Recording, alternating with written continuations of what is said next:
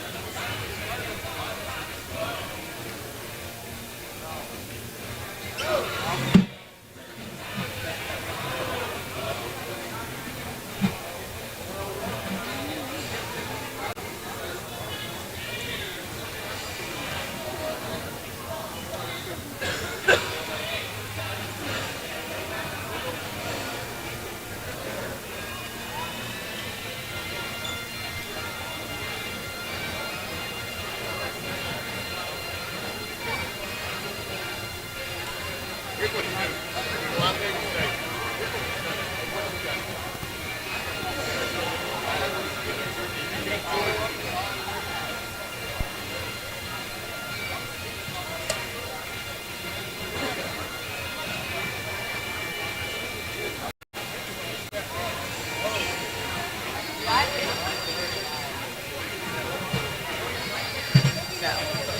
I'll show it tomorrow. I might.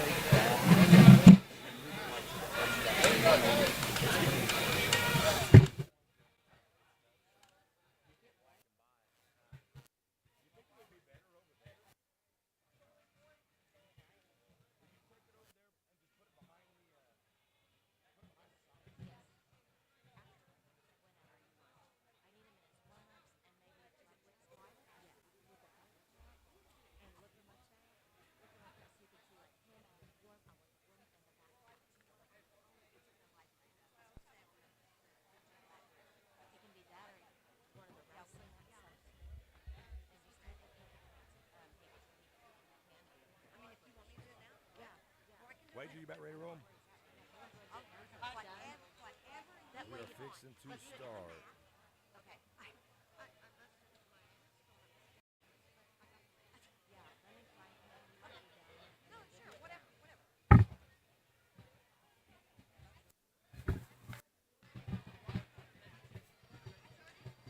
All right, ladies and gentlemen, we are live inside the Guthrie High School Gymnasium.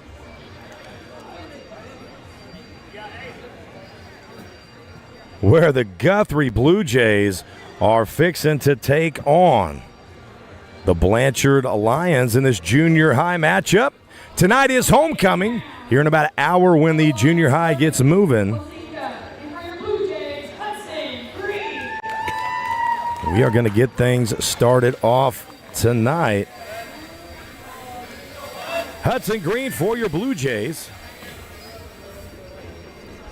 Going to be taking on Brody Belzinka of Blanchard. Hudson Green falls down to his backside, bounces right back up and gets in on a double leg here. As now Belzinka's going for a snake here. Doesn't have the head, but he does have the arm. Hudson Green now able to avoid near fall, but finds himself on bottom. Belzinka now has a side headlock here. Look for him to try to snake his leg inside and roll. Looks like he's trying to get that in there. There's a Hudson Green's got a Peterson roll locked up, and Belzinka's got that side headlock.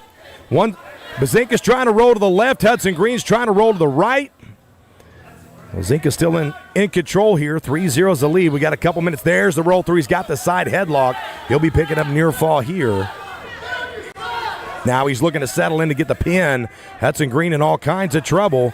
Going to have to do what he can here to get off his back. He's struggling good. He's fighting hard. Belzinka able to pick up 4 for the near fall.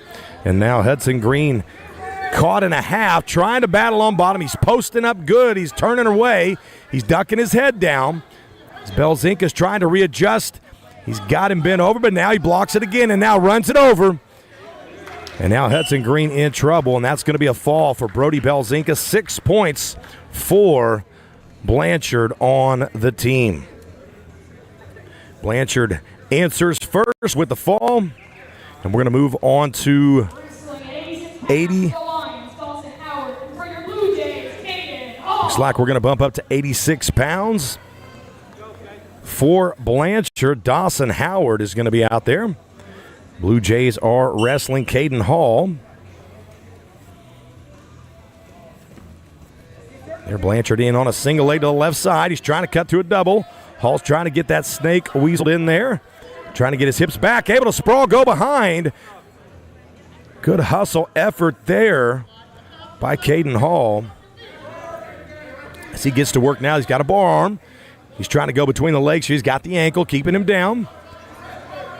Howard stuck here on bottom, but he is posturing out. And there Caden Hall goes for the cradle on the top side, misses that. Now Howard gets to his feet, peels hands, gets away. That's going to be one. Current score 3-1. Caden Hall, the Blue Jays, is ahead, shoots in on a double. He's in deep. He's got to try to elevate or switch to a single. He doesn't have his hands locked. He needs to get them locked or he needs to get back to the double. But now he's going to back out. And Howard this time cuts the corner, gets behind, and picks up 3 of his own. And that's going to make the score 4-3 as Caden Hall now trying to get off bottom. He's to his feet. Just got to peel those hands. And now he's broken all the way down to his belly and his elbows. And he's going to have to build up to his knees and work his way back to his feet. It's locked hands there. Referee missed that. Hall able to get to his feet. But now broke back down. He's staying on his knees well. He's just got to stay off his belly and keep being dangerous. Outside post, stands up, does a great job there. Howard doing what he can to cover. He's done a good job breaking him down a couple times. There's a lift and return. Dawson Howard did a good job there, just continuing to wrestle. And now Caden Hall finds himself down on his belly with 18 seconds left to go in this first period. Fighting off another half. We saw how it ended last time. That is a tight, stacked half. And that is a pin with 8 seconds to go. Dawson Howard picks up 6 more points for the Lions. As the Blue Jays fall 12 points so far in this duel. We are going to bump up to 98 pounds, and Buster Stevens is going to take the forfeit for Blanchard. And then we're going to wrestle, Levi Potter at 92 pounds is going to take the forfeit for the Blue Jays. And now Buster Stevens walks out at 98 pounds. He's going to take the forfeit for Blanchard. And then we're going to move on to 106 pounds. Ryan Gerard for the Blue Jays. Chris, who's wrestling for them? Chris. Wrestling at 106 pounds for the Lions, Dominic Brito. And for your Blue Jays, Ryan Gerard. We're going to call him Dominique Pinto. I do apologize. All right, this is going to be Crew Foster.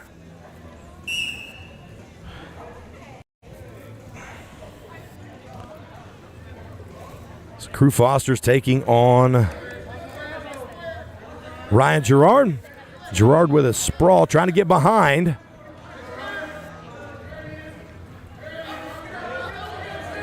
And that's a nice job there by Ryan Gerard. He got himself a cradle. He got a takedown. He got a cradle. He's got 2 near fall. And now Foster's rolled through side headlock. We saw this earlier at the opening matchup. Blanchard hit a side headlock and scored, and now Ryan Gerard's in all kinds of trouble. He's just got to get his arm back. He was able to get 2 near fall. Reversal 2 by Crew Foster. And now he's on top, in control. He's got 2 legs in, going for a powerhouse on the left side. And Ryan Gerard has got to find a way to get to his belly and get his arms back, or Crew Foster's going to pick up some more near fall here.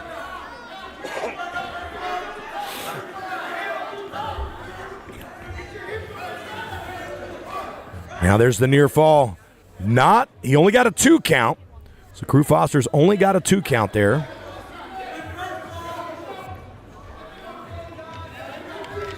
But now he's rolled this up into sort of like a snake position. He's got a deep half. He's got the arm on the far side. Ryan Gerard's in all kinds of trouble, folks. This is so tight. And Crew Foster picks up 6 more points for the Lions. It's going to put them up 24-6.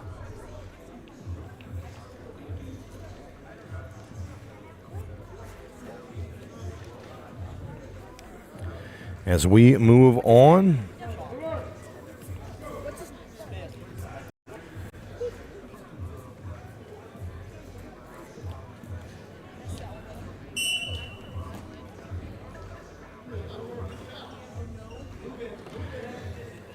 Going to move on here to Zane Seifert for the Blue Jays.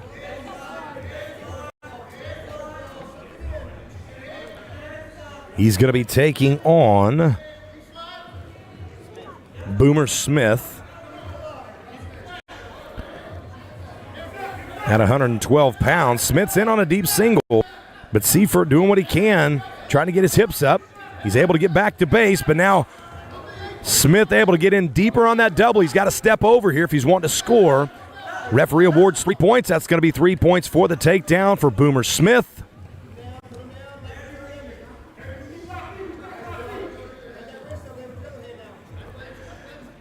As he gets back, or he gets to work on top, Zane Seifert peeling hands coming up.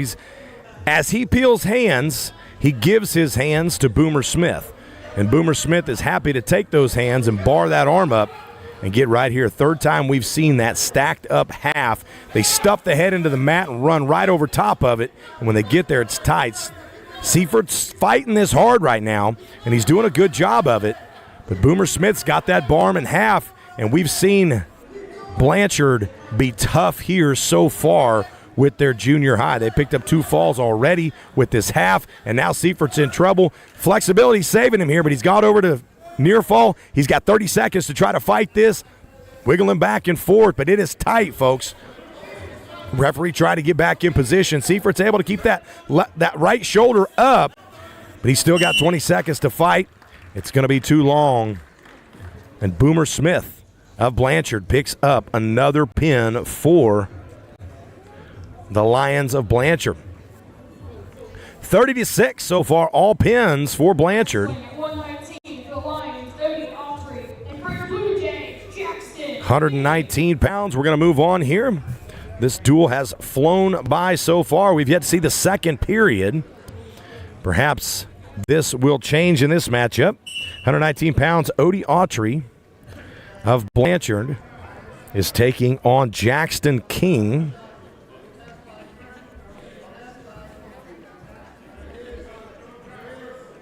of the Blue Jays.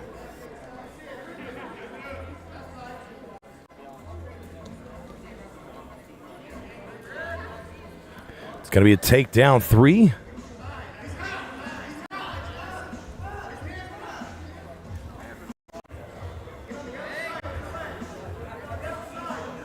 Jackson on bottom now, trying to wrestle through this position. Trying to get out of here. Here's another side headlock, locked up. Autry's trying to get that locked up. Not able to do it. Jackson gets to his feet well. Now he's got to peel hands and start running. Autry's trying to drag him back down. And now Jackson's trying to get the reversal here. Not quite got it, as Autry's hanging on tight to that leg. Jackson's got a mean crossface. He's got to keep his leg straight, grab an ankle, run around behind. Autry is just kind of hanging on that leg, but he doesn't have anything. Jackson's just got to get behind, but he gets hung up in a Peterson roll. Autry able to remain on top. Jackson's getting to his belly there. Just didn't know to get behind and grab those legs. He kind of hung out in that position too long. Autry was happy to hook up that Peterson roll. Jackson's doing a good job getting to his belly here. His back is staying at 90 degrees. You can't see it in the camera, but he was not giving up near fall. He did a good job there fighting. But now Autry on top, still up 3-0 with the takedown. Now he's getting near fall. Outside half stack again. And there is the fall, as we almost made it out of that first period, but not quite. A back and forth match until Blanchard hooks up another half and puts it away. One of the most basic moves in the sport of wrestling, but one of the highest percentage pin moves is that half. And Blanchard been there all night, doing a good job with that. Moving up to 126 pounds. For the Lions, Bentley Holly, for your Bluejays, Tyler Wilder. Bentley Holly wrestling for Blanchard. He's taking on Kyler Wilder of Guthrie.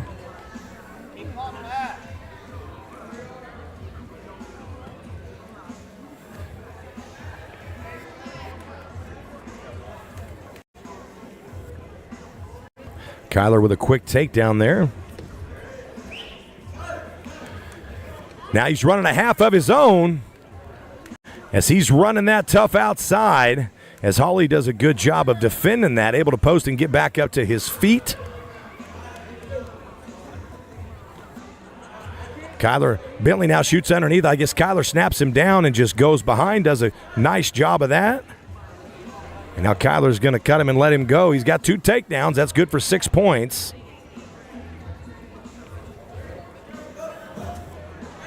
Kyler now gets another snap down and go behind.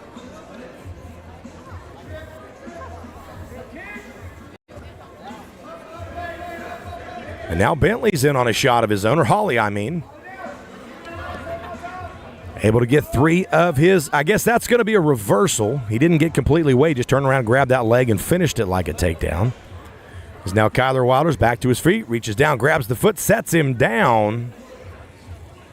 Gets that reversal back. That's 2 points for him. And now Kyler Wilder back to work on top. 23 seconds to go in this first period. And Bentley back up. Kyler with a nice double leg. Takes him down on the edge out of bounds. That's 3 more points for Wilder. He's got 14 on. He's going to have to try to snap down, go behind at the whistle.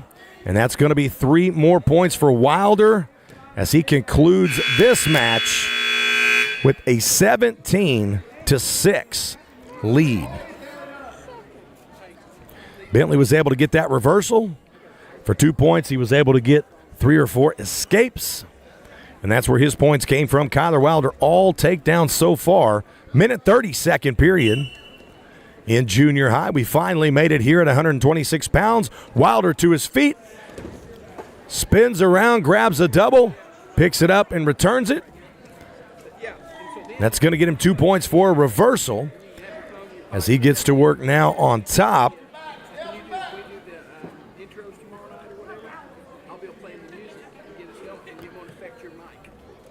And he is getting to work on top here. I guess coaches are probably looking for a pin. And Wilder real close to a tech fall. There's time on the clock as Hawley does a good job posting and being difficult down here. He's really not gotten into trouble from the turn yet. It's kind of been all takedowns for Wilder. Wilder trying to work this bar arm half, struggling to get it out as Hawley is fighting those hands, making it difficult on Wilder. Now Wilder here on the edge, trying to circle back in with 30 seconds left to go in the first. Wilder's pulling him back on. Grabs the half after pulling it on. Now he's circling hard. Hawley does a great job posting the outside leg and standing up. And then Wilder answers right back to the inside and puts 6 points on the board for the Blue Jays with that pin. That's going to put Blue Jays 12 points on the board now, much needed, and hopefully a little bit of a momentum shift. The Blue Jays need some points on the board if they're going to catch these Blanchard Lions. 132 pounds, Talon Tucker for Blanchard. Talon Tucker, Hart. Forgive me, that is Zaylen Hart. He's taking on Cade Carey of the Blue Jays. As we wrestle at 132 pounds. Cade had a fun match on Tuesday night down in Cushing. Come from behind. It was a lot of fun.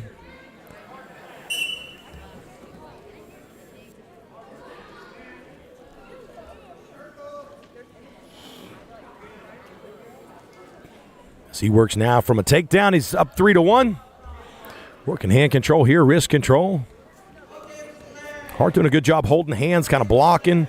Just with a good head-hands defense, making it difficult for Carey, who's now got an underhook on the left side as he shoots an underhook to a high C, throws that arm by, and picks up 3 points for the takedown. As they're on the edge now, he's looking to hook up a cradle on the outside. Needs to run it around to the other side possibly and then sit back with it. There he goes. And we talk about it sometimes, but when you wrestle on the edge like this, Sometimes the moves you're used to hitting, the way you're used to hitting them, don't quite work. There's a snake on the edge. That's going to be tight there. Hart's going to be in a lot of trouble as he's stuck here on the outside. He's out of bounds, but as long as one piece of the body is in bounds, they will allow them to wrestle on the edge. And Carey continues to make adjustments. And with 35 seconds left to go, picks up the fall for the Blue Jays as the momentum begins to shift. And that's 2 pins in a row for the Blue Jays. Next up, we're going to wrestle 140 pounds. With Talon Tucker of Blanchard. It's going to be taking on Aiden Macy of Guthrie. There's a fireman's carry to the back. As Macy's able to fight to his belly, he gives up no near fall, which is good on his part.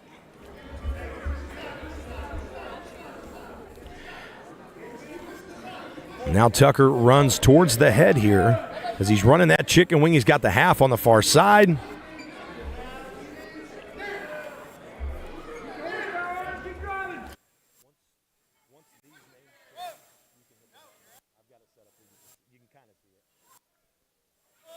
Now Macy on his back here in trouble with that chicken wing. Flexible and tough. He's got a minute here. There's a lot of time for Tucker to work on top. Macy's got to continue to just keep that shoulder up. He's blocking now. There's a big gap. You can kind of see it in the camera. Macy's just trying to work that inside arm up, get that shoulder up. He's fighting here, but now there's the arm. He's going to walk that arm towards his head. If Tucker walks that arm towards his head, Macy's shoulder blade is going to sort of pop out, and that's going to touch the mat. So far, Macy's doing a good job keeping his arm by his side, but there's trouble now. Now Macy goes back and forth. He's able to loosen things back up. He's fighting tough here off his back. Referee almost slapped the mat, but he held back as Macy was able to wiggle back and forth again. But, man, this is tight. 20 seconds to go. A lot of good fight there by Aiden Macy, but Talon Tucker just smothered him like a blanket from the top. Able to hold him down long enough to make that fall a reality. And he picks up 6 more points for Blanchard as we move on to 155 pounds in this junior high matchup. We're going to be wrestling Parker Yound of Blanchard. And Parker's going to be taking on Malcolm Christian of the Blue Jays. Takedown there by Parker. As he gets to work on top here.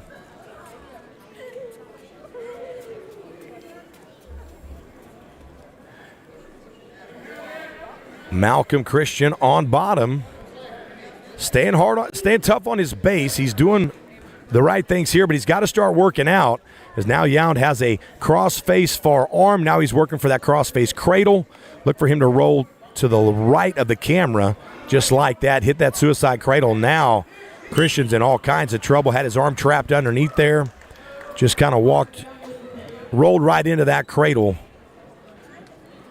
as Parker Yound picks up the fall for Blanchard. That's going to put them up 48-18. Wrestling at 170 for the Lions, Aiden Young, and for your Blue Jays, Dane Henson. Aiden Young at 170. For Blanchard. He's going to be taking on Dane Henson of the Blue Jays at 170 pounds.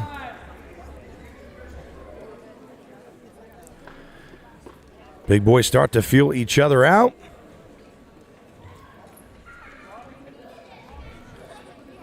Move around in some heavy ties here. Dane with a heavy inside collar tie. And Young with a heavy over tie. Both guys kind of clubbing in these ties. They're going to try to loosen things up. Try to work on some setups. As they move here back and forth. Dane again heavy on those collar ties. Inside collar tie. He's got control there, and Young doing a good job with a heavy over tie, making it hard for Dane to really get inside. There was a good little pass by to a high C on the outside, just a standing little snatch high C. Didn't commit to it, but tried it. He was able to hook it. Nothing scored here yet. No one really taking a risk yet. You get into these bigger wrestlers, sometimes those risks are – it's a risk. There is a big reward, but it is a risk. You get underneath these big hips, and sometimes it's hard to get up. And so, you want to take a shot. You want to make sure it's there. And these guys will fight back and forth trying to loosen that up so they can. We're down under 20 seconds now, no points. Both guys hand fighting hard. Both guys just kind of standing toe-to-toe here and banging it out. As Young tries a pass by, was not able to get it. Dane still with a heavy inside collar tie. Young hanging on that outside collar tie hard. As we get under 1 second, that's going to be time. And we're going to go into the second period. I believe for the first time tonight, 0-0 in this scoreless first period at 170 pounds. Choice is going to go to Blanchard. Aiden Young chooses bottom. Dane Henson of Guthrie's on top. Sit out switch on the whistle. Made a quick turnaround there. And got off bottom as he now gets to work on his feet.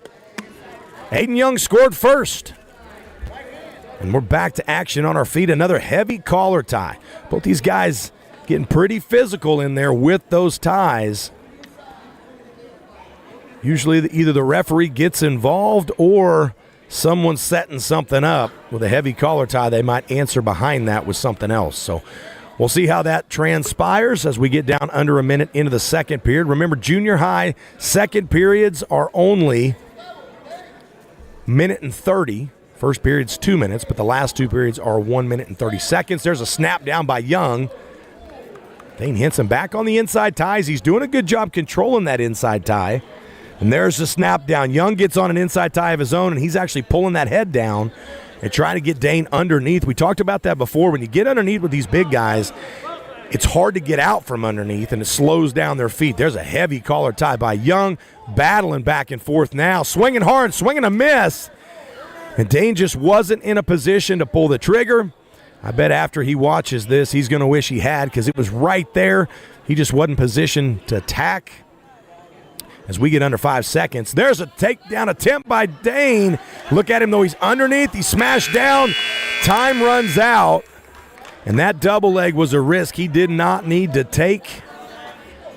Dane's going to have to be smart here. He's got to get off bottom to tie this match, and then it's going to come down to the wire with a takedown, but Dane's not going to want to shoot like that. Aiden Young's going to be happy to pull that head down and go behind. Young's not taking a shot yet, but he's working on some pass bys and heavy collar ties. Dane does a good job there. Gets right to his feet, gets over to the edge. Aiden Young, though, able to follow and break him down, and now he's in control on top. And remember, there's a cross-face forearm running this barbed wire. Dane Henson's in trouble, folks. Dane Henson's in trouble as Aiden Young has that hooked. And Blanchard has been problems all night for Guthrie from his top position. Dane's going to have to work himself out of bounds, and Young needs to steer that truck back to the center of the mat where he's in dominant position here as he runs another cross-face forearm, running for that barbed wire. Henson's able to get out of bounds. 53 seconds left to go in this match as we're in the third period. Dane Henson's going to have to take this whistle, start to pop to his feet and stay on his feet, or Aiden Young is starting to have some success from the top position.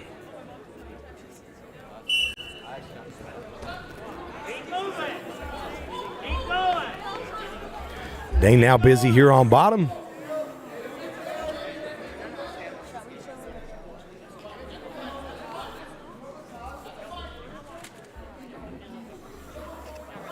Dane, though, stuck on bottom with 30 seconds to go.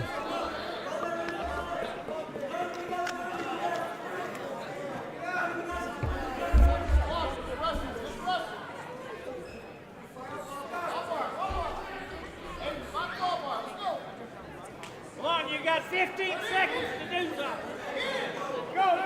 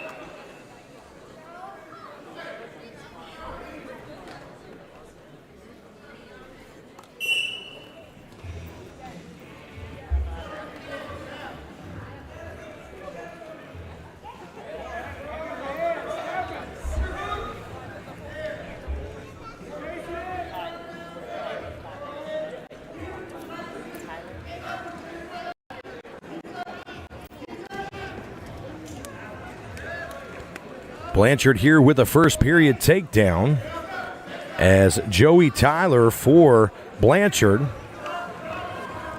is taking on Kyler Bradford of Guthrie. Bradford finds himself broke down here as Young gets to work on top. Joey Tyler's got that chicken wing hooked up. As he runs that over, he's got Bradford in all kinds of trouble here. And there's the fall at 190 pounds. 195 pounds. As that's going to pick up another 6 points for Blanchard. As they take over this duel early. It was all pins tonight. Guthrie picks up a couple of falls of their own in the middle, and Blanchard picks up pins the rest of the way. That's going to be 57-18 is the final duel score, with 2 matches making it out of the first period. The rest were all early period falls. And folks, on this homecoming night, the junior high match is over. We will not be wrestling any of the girls tonight. There's no girls matches. So what's going to happen here is we're going to take a short break, and then we will move on to the high school duel after the homecoming festivities. So we're going to take a short break here at the booth, and we are going to get ready for the homecoming festivities. And after that, I'll come back with a pregame show, and then we will finish with the Guthrie Bluejay high school team taking on the Blanchard Lions, and we will get to action there. So with that said, folks, I'm going to check out here just for a moment and take a quick break, and then we will pick back up during the homecoming festivities. We'll broadcast that for you guys that had to stay home. And we will pick up that duel shortly. Thank you guys for tuning into the Guthrie News page, and we will be back shortly.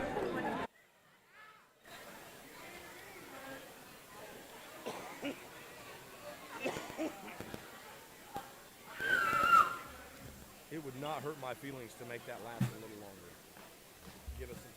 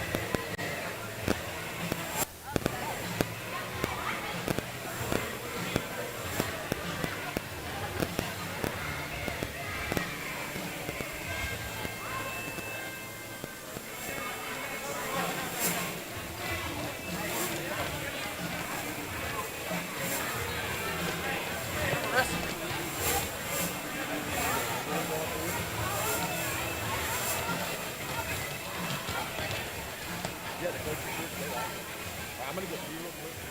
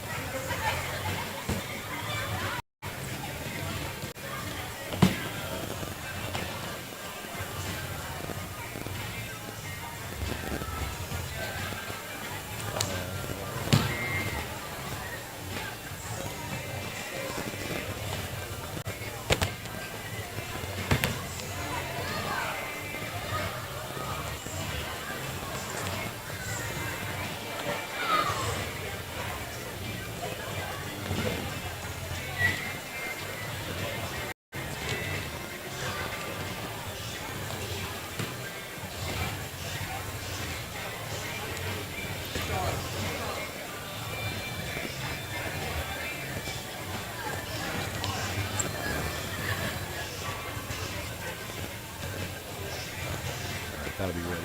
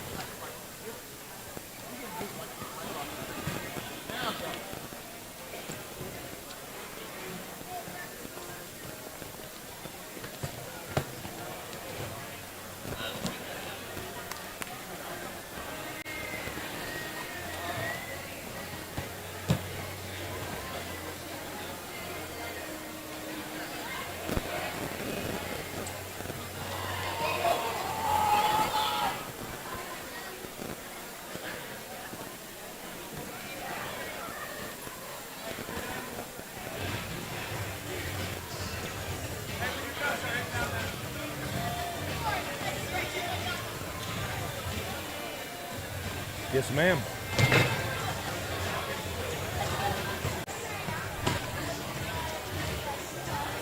They're going to do all the homecoming stuff first, and then we'll announce the boys match.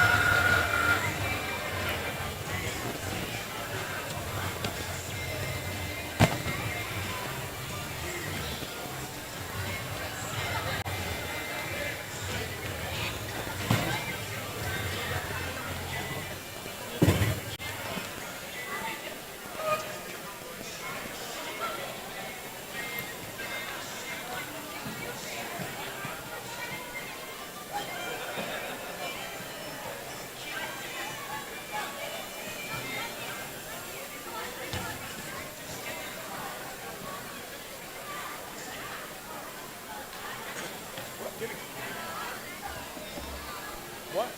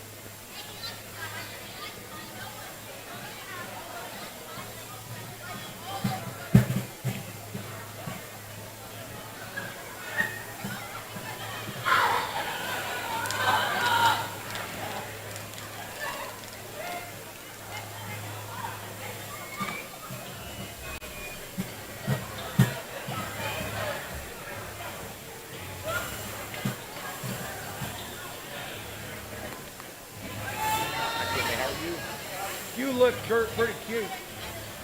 I like that dress.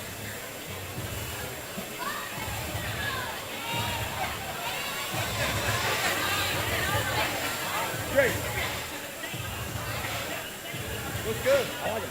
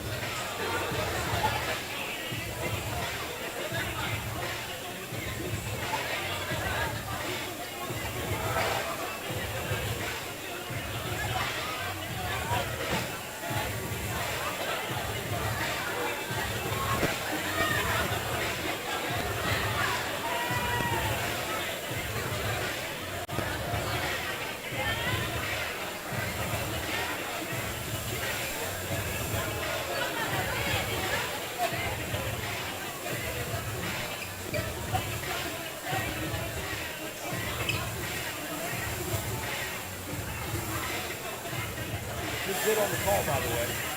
Thanks for doing that. I didn't even have to do it.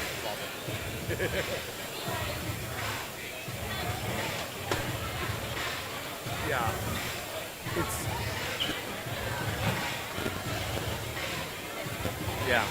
Yeah. That'd be good. It normally trickles down, but I'm on this, and I'm trying to find it here, and it's like I forget to tell you. And, one of these days, probably not, but hey. We don't have it next week. This is the last one. Yeah. Next year. I've done like 12 this year. A lot. What do you mean? We keep trying, but they don't ever give us nothing. We want the district duels. We won it 2 years in a row. They're supposed to give it to the winner. They won't give it to us, though, because all the other schools are in Tulsa, so all of them would have to travel. So, what time is it? Should I do my pregame? We got 10 minutes to homecoming school.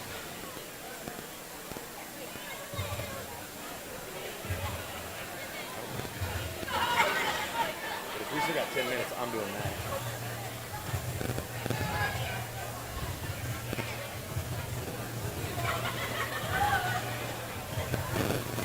All right, I'm going to go ahead and do that.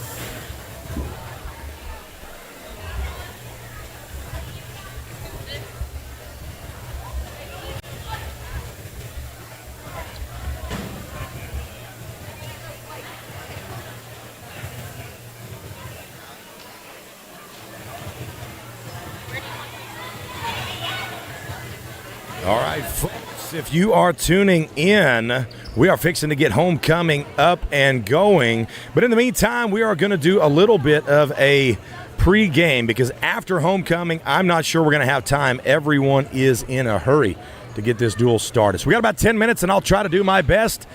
But good evening, Oklahoma wrestling fans. It's January 30th, 2025, and we are live inside of the Guthrie High School Gymnasium, where the Guthrie Bluejays are hosting the Blanchard Lions in what will be the final duel of this regular season for the Bluejays. 14 wrestlers from each of the 5A teams will toe the line and compete for what could very well be a future seed at the regional tournament here in just a couple of weeks.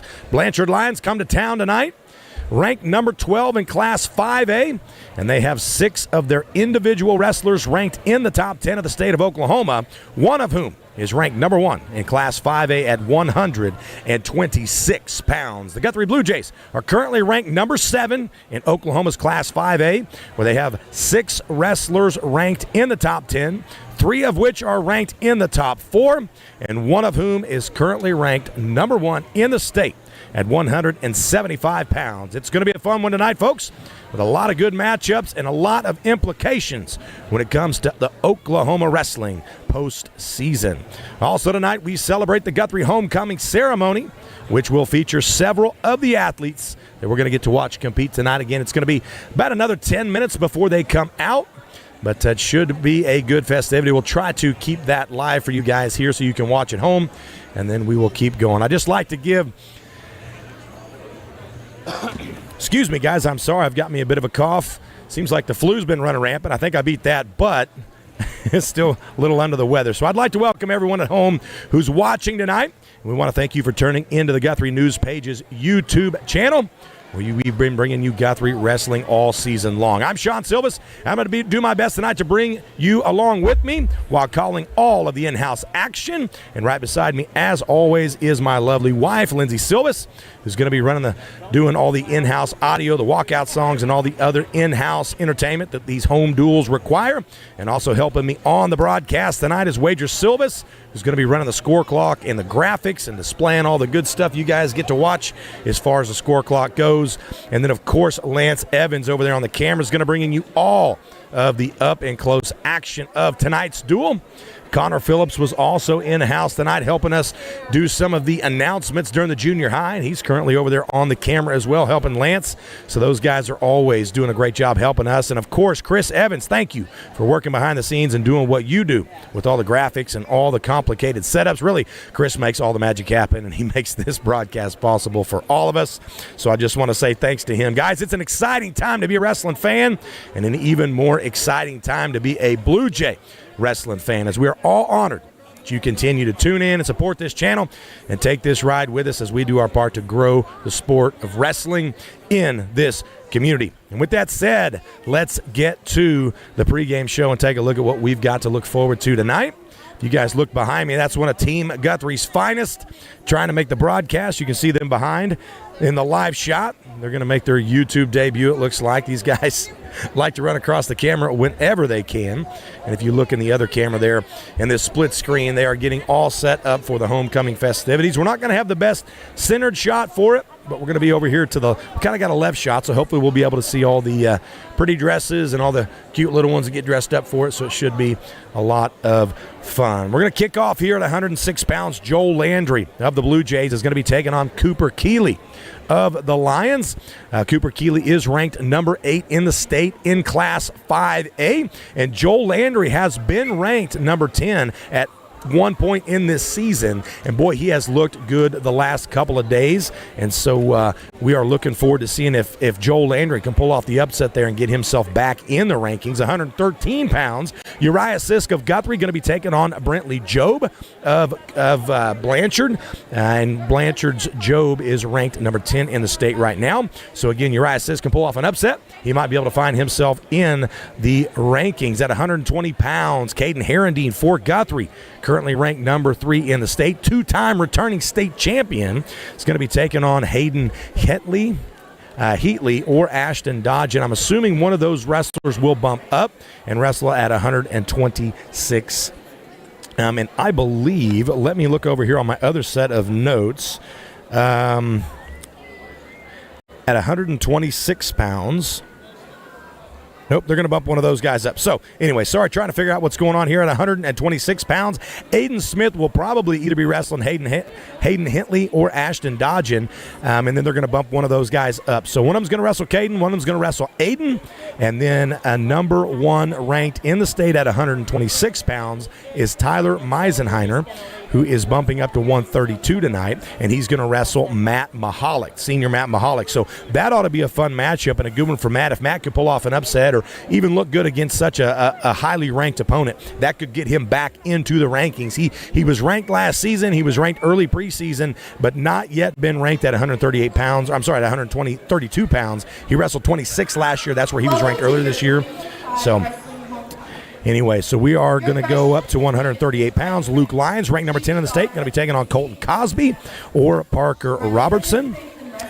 And then we will pick back up. Looks like homecoming is starting, so I'm going to switch back over to them, and then we will finish up this pregame show afterwards. When asked what her favorite Whisper Ball's character was and why, she said Dorothy because she survived a tornado. And Riley wants to survive a tornado, so Glenn Powell can come save her. Her escort is Mr. Aiden Harden. He is the son of Andrew and Natalie Harden. Aiden participates in FFA, football, and wrestling. After high school, he is unsure of what his plans are. When asked who his favorite Wizard of Oz character is and why, he said the Scarecrow, because even without a brain, he still makes sense of himself. This is your freshman wrestling attendant, Miss Riley Redford, and her escort, Aiden Harden.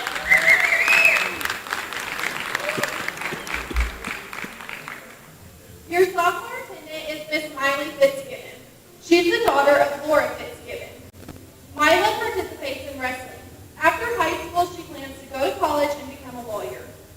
When asked what her favorite Wizard of Oz character was and why, she said Dorothy, because they have the same birthday.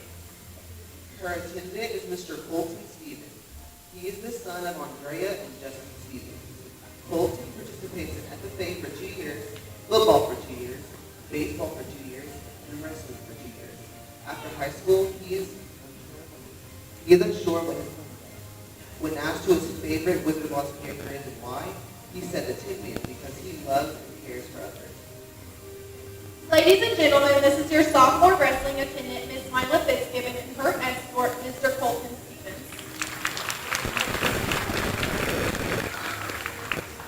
Your junior attendant is Miss Isla Mae Smith. She's the daughter of Denise Smith. Isla Mae participates in wrestling and is the girls' soccer trainer. After high school, she plans to attend college and pursue wrestling while majoring in business so she can own her own business. When asked who her favorite Wizard of Oz character is and why, she said the Scarecrow because he reminds her of herself. Her escort is Mr. Luke Lyons. He is the son of Tracy and Kaylee Lyons. Luke participates in wrestling for 11 years in National Honor Society. After high school, he is unsure of what he wants to do. When asked who his favorite Wizard of Oz character is and why, he said the Scarecrow because I feel like I don't have a brain sometimes too. Ladies and gentlemen, this is your junior wrestling attendant, Miss Isla Mae Smith, and her escort, Mr. Luke Lyons.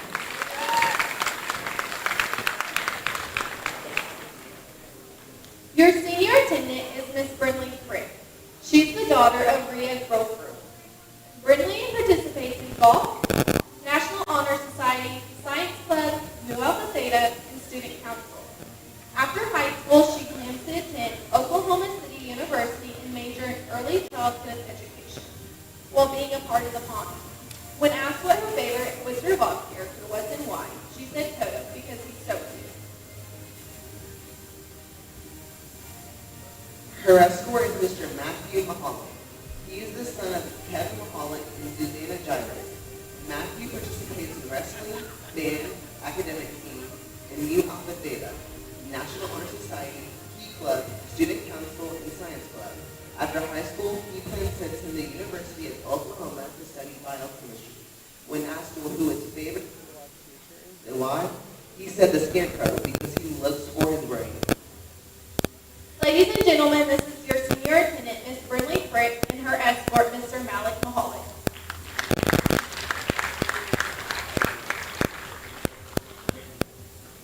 Your senior attendant is Miss Anastasia Gibson. She's the daughter of Dustin and Victoria Gibson. Anastasia participates in FFA and wrestling. After high school, she plans to attend college and become an orthodontist. When asked what her favorite Wizard of Oz character was and why, she said the Lion because she likes the way he gains his confidence and courage. Her escort is Mr. Bryson Hall. He is the son of Derek and Nicole Hall. Bryson participates in wrestling and golf. After high school, he plans to attend Oklahoma State University or wrestle at the University of Central Oklahoma. When asked who his favorite Wizard of Oz character is and why, he said the Lion because he is funny. Ladies and gentlemen, this is your senior attendant, Miss Anastasia Gibson, and her escort, Mr. Bryson Hall.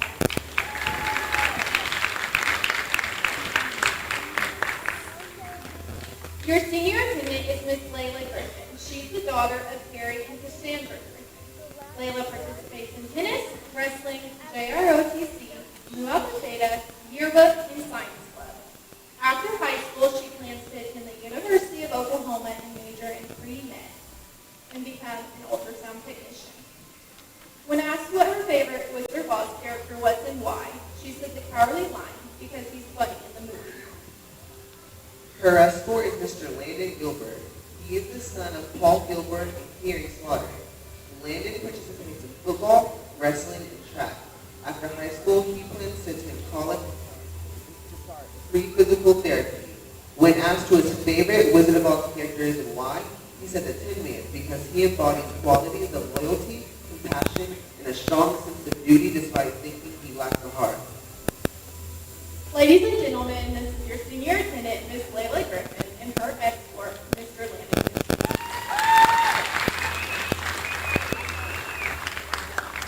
Your senior attendant is Miss Mackenzie Harbison.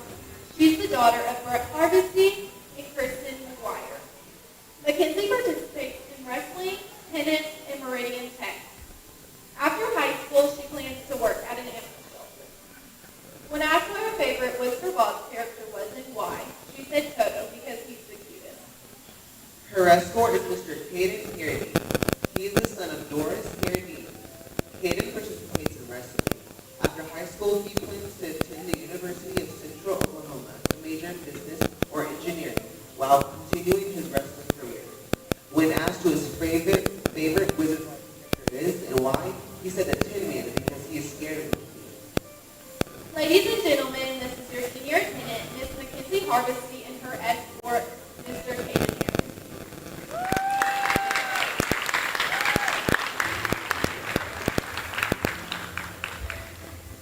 Your returning queen is Miss Clarabelle Kirk. She's the daughter of Patrick and Lisa Kirk.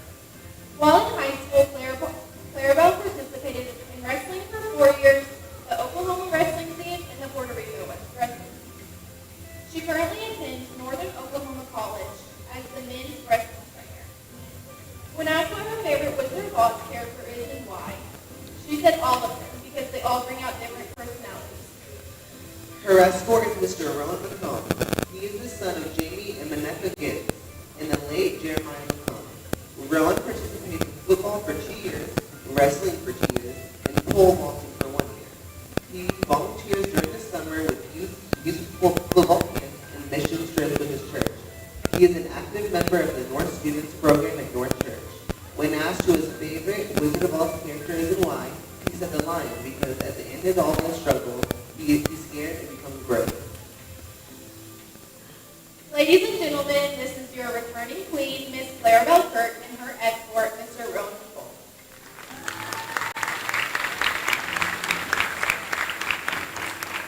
Your flower girl is Miss Kinley Jean O'Connell. She's the daughter of Nick and Paige O'Connell. Kinley participates in cheer clinics, tumbling, t-ball, watching her big brother, Helen, wrestles her team, Guthrie. When she grows up, she wants to be a cowgirl. When asked what her favorite Wizard of Oz character is and why, she said Toto, because he's so adorable. Her escort is Mr. Slater Gibson. He is the son of Caleb and Rachel Gibson. He plays football, wrestling, and baseball. When Slater grows up, he wants to be a professional wrestler. When asked what his favorite Wizard of Oz character was, he said he has never saw the movie, so his favorite movie character used to be Thor, but now it's probably Iron Man. Ladies and gentlemen, this is your flower girl, Miss Kinley Jean O'Connell, and the crown bearer, Mr. Slater Gibson.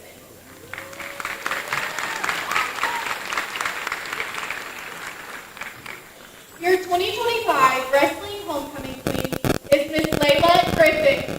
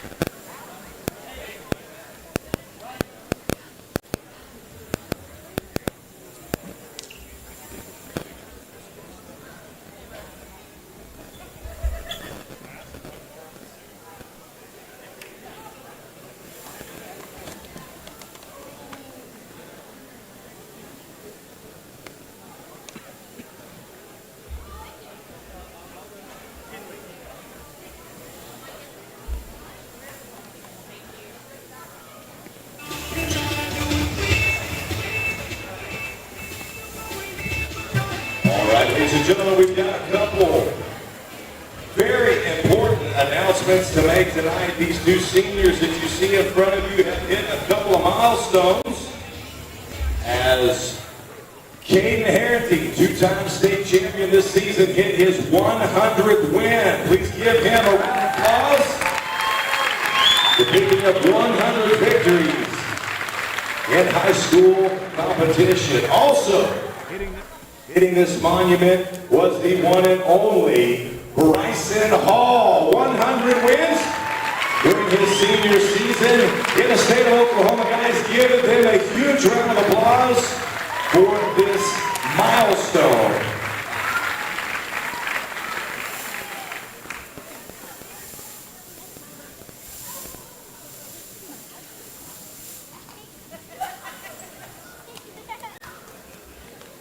All right, give him one more round of applause.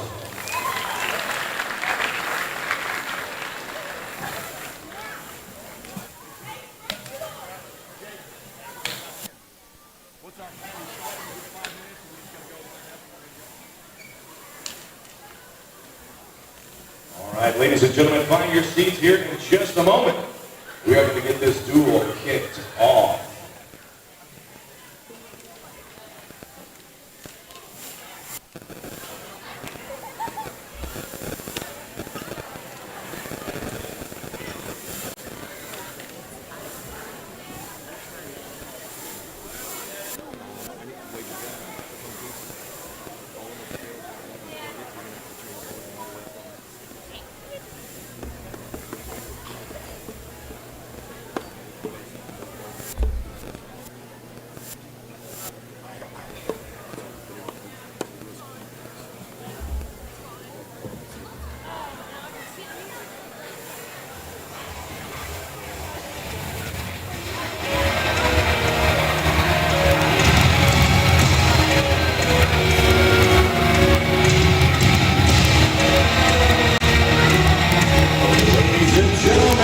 Your hands together for your Guthrie Bluejays Wrestlers!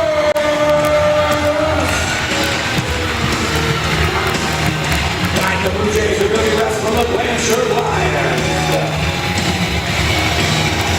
Guthrie's head coach, Jaden Davenport.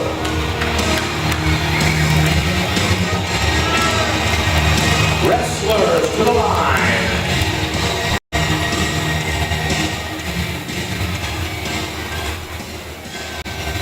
All right, up first at 106 pounds for Blanchard, Cooper Keeley, and for the Bluejays, Joel Landry. Wrestling 113 pounds for Blanchard, Brittany Joe, and for the Bluejays, Uriah Sis. All right, up next at 120 pounds for Blanchard, Aiden Healy, and for the Bluejays, Kaden Harrington. At 126 pounds for Blanchard, Ashton Dodgen. And for the Bluejays, Aiden Smith. At 132 pounds for Blanchard, Tyler Meisinger. And for the Bluejays, Matt Mihaly. And at 138 pounds for Blanchard, Colton Cosby. For the Bluejays, Luke Lyons. At 144 pounds for Blanchard, Parker Robertson. For the Bluejays, Colton Stevens. At 150 pounds for Blanchard, Anthony Cox. For the Bluejays, Aiden Harden. At 157 pounds for Blanchard, Trevor Ingles or Braden Wilkie. For the Bluejays, Rowan McComb. At 165 pounds for Blanchard, Brody Curtis. For the Bluejays, Clayton Carey. At 175 pounds for Blanchard, Tyson Stinger. And for Guthrie, Bryson Hall. At 190 pounds for Blanchard, Ash Foster. For the Bluejays, Austin Osselton. At 215 pounds for Blanchard, they are open. And for the Bluejays, Bryce Dennis. And at 285 pounds for Blanchard, Christian Young. And for the Blue Jays, Sir William Morgan. All right, wrestlers to the center of the mat. Let's get this coin toss and let's get this duel started.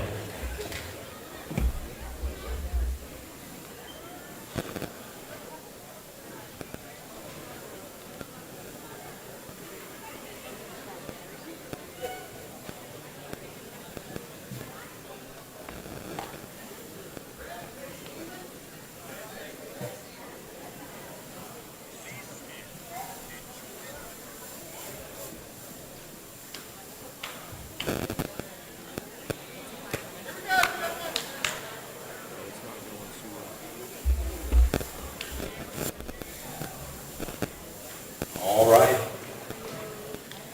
Up first at 106 pounds for Blanchard, Cooper Keeley. And for the Blue Jays, Joel Landry.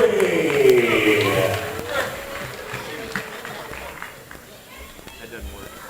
It doesn't work. Grab that thing right there.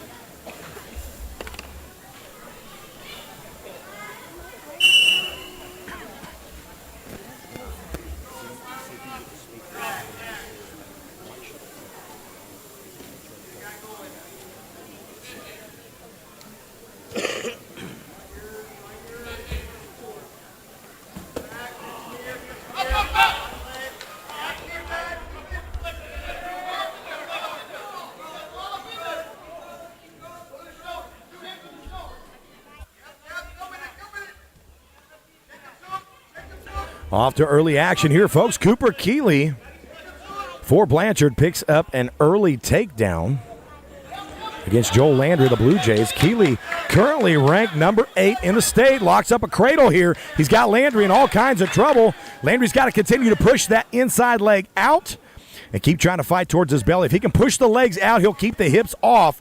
If the hips can't come over top of Landry, he'll be able to avoid the fall. But it looks like, man, he's making some adjustments there. Cooper Keeley's trying to make adjustments to get his hips on top, and Landry's kicking the feet out. He doesn't need to pull that leg. He needs to push it away. If he continues to push it away, he'll at least keep himself off his back as Cooper Keeley continues to try to make adjustments and try to get his hips back on. There's his hips on top, and you can see how much trouble that causes. Once those hips get on top, there's a lot of weight, a lot of leverage, and a lot of problems for Landry. That's going to be 6 points for Blanchard to start out this duel.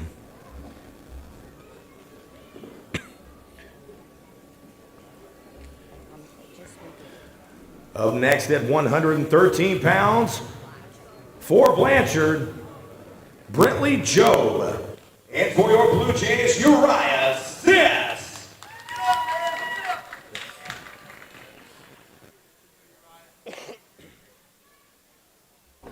Uriah Sisk of the Blue Jays is taking on Brantley Jobe of Cushing. To an early 6-point lead, picks up the fall on that cradle. Landry tried to fight that off, not able to as we get in on a single leg here. Brantley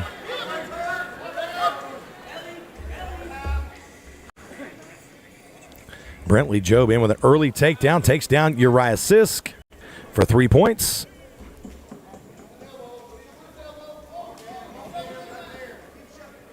As we get going here at 112 pounds.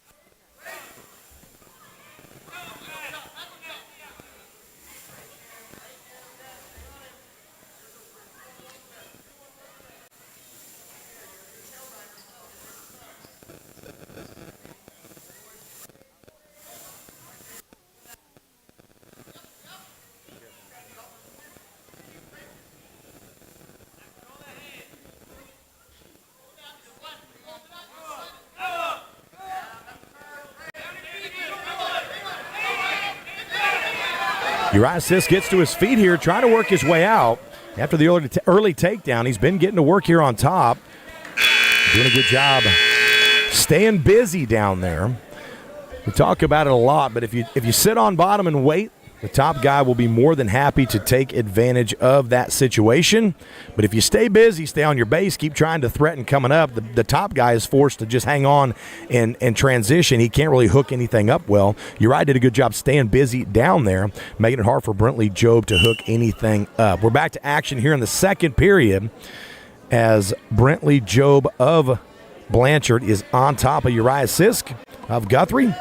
Hooking up a half here outside post. He's defending that well. We saw this half in the junior high duel, and they pinned probably half of our junior high wrestlers with this bar arm half. So clearly this is something that Blanchard has worked and are good at. The Blue Jays are going to have to be ready for this. Going to have to defend and post the outside leg. But right now, Uriah's looking into this. His head's getting caught underneath, and he's not in a good way here. He's got the outside leg posted. That's good. But you want to post and come to your feet here. And he's not able to come to his feet. Lucky for him, he's flexible. As Brentley Job is just cranking this thing over. He's got that arm clear over his head. Got himself in all kinds of trouble. But, man, Uriah just flexible as they get it. There it is. Brantley's got this rolled over. Now he's got that shoulder stuck. And now there's near fall. This is tight. Uriah Sisk in all kinds of trouble. There's 58 seconds to go. A long time to fight such a tight hold. You can see his arm on his right arm is just out of reach of the camera, out of view of the camera, but he's starting to try to wiggle it out. If he can get it out, he can possibly roll back the other way. Boy, it's tight on this inside, arching up hard. He's keeping his right shoulder up, but that left arm's what he's going to try to wiggle out if he can, but now he's covered over top of the hips. He's got 30 seconds to go. Just such a tight half. You're tough to fight this. Uriah Sisk did all he could, but Brentley Job made all the adjustments, stayed patient, and was able to pick up a fall, and that's going to be 6 more points for Blanchard.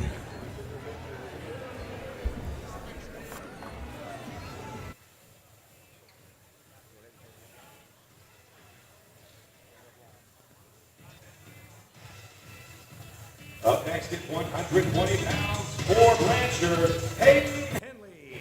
And for the Blue Jays, Caden Harrington.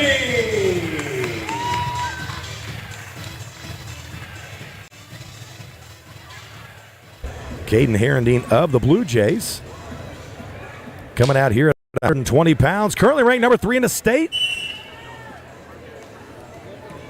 Gets straight on that high crotch and gets right to work here with a 3-point takedown.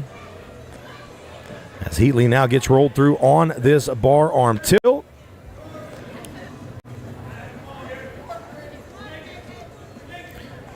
Caden's going to let him go. Currently 7-0. 3 points for the takedown. And then 4 for the near fall. Harrington with the underhook, taps the outside ankle, cuts the corner, gets behind for 3 more. As he gets a quick lead here. He's got 10 points already within the first 30 seconds of this match.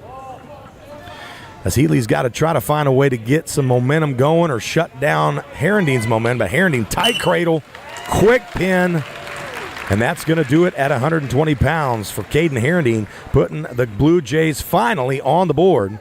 The current score 12-6.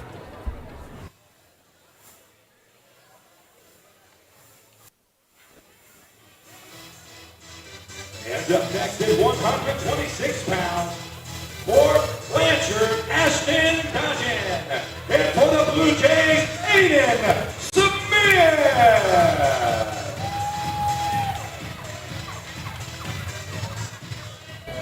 Aiden Smith for the Blue Jays comes out. Man, the junior high duel was super quick. Didn't seem like we got a lot of good action there. Cushing was a lot more fun. And then tonight, high school's been back and forth as well. A lot of quick pins. But Aiden Smith comes quickly out with a takedown fireman's carry. And he gets out on the lead over Ashton Dodgen.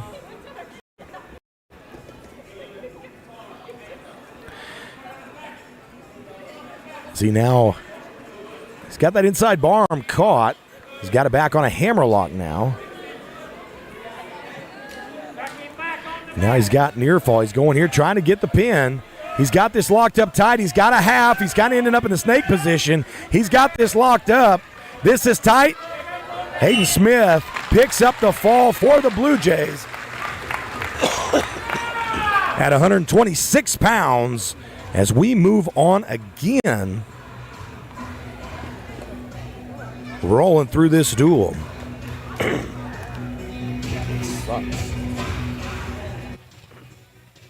Wrestling next at 132 pounds, for Blanchard, Tyler Meisinger. And for the Blue Jays, Matt Mahalik.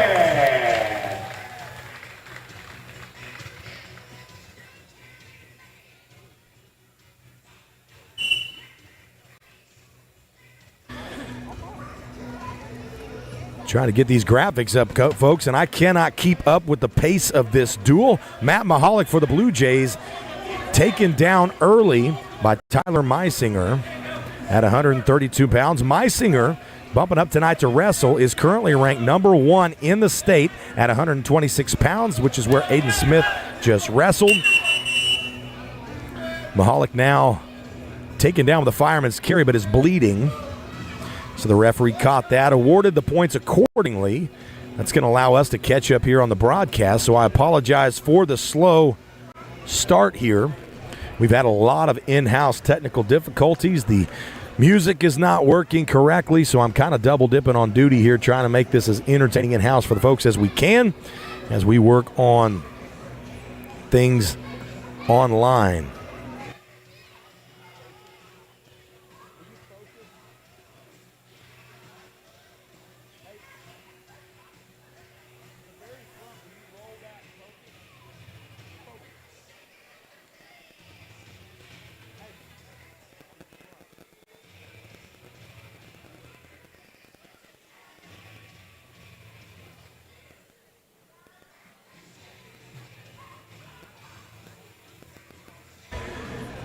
Coach Jaden Davenport over there trying to get homecoming night. There are a ton of festivities and a ton of responsibilities here, folks. I apologize for all the distance on the broadcast. Trying to give you guys a good show at home as we are short-manned here in the booth trying to make it all work.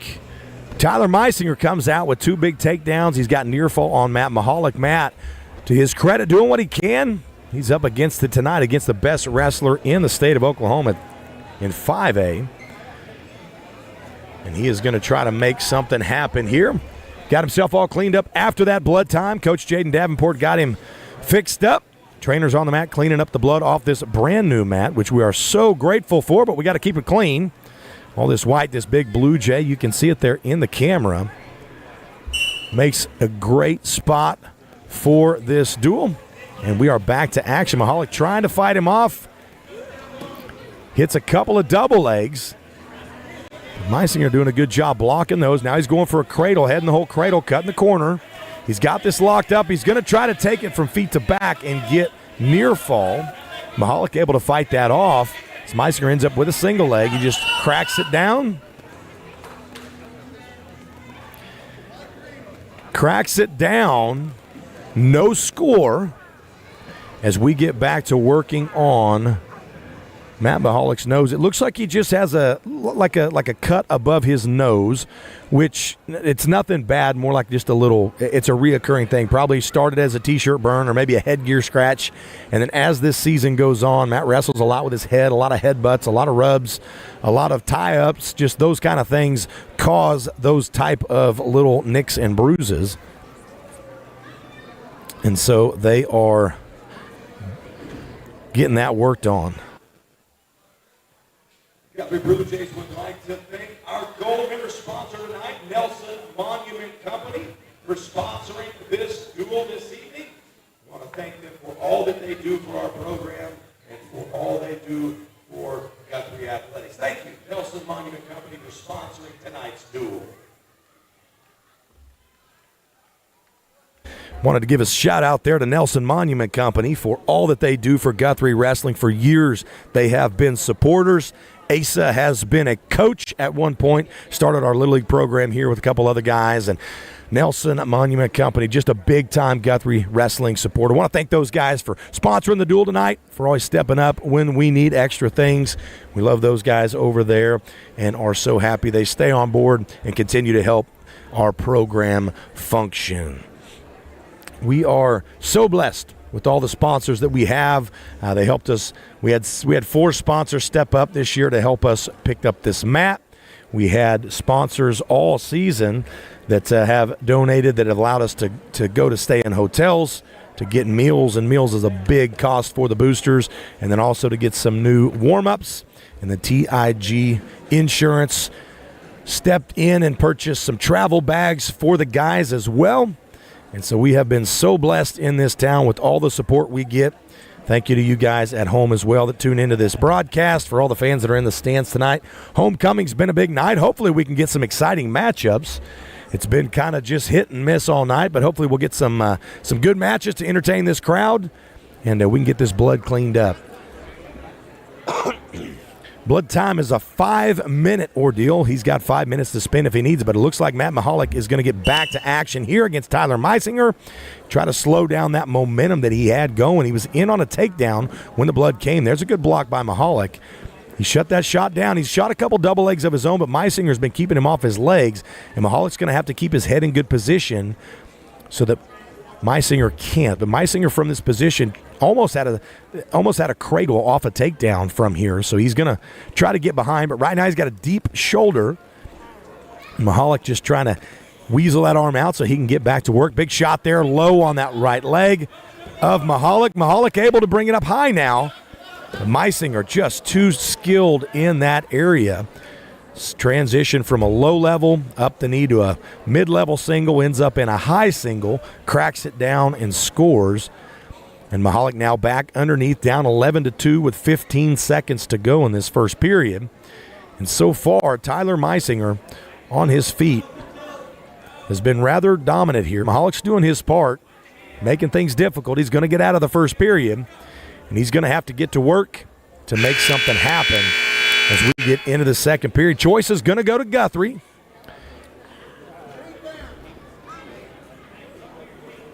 Jeremy Davenport chooses to put Matt Mahalik on bottom.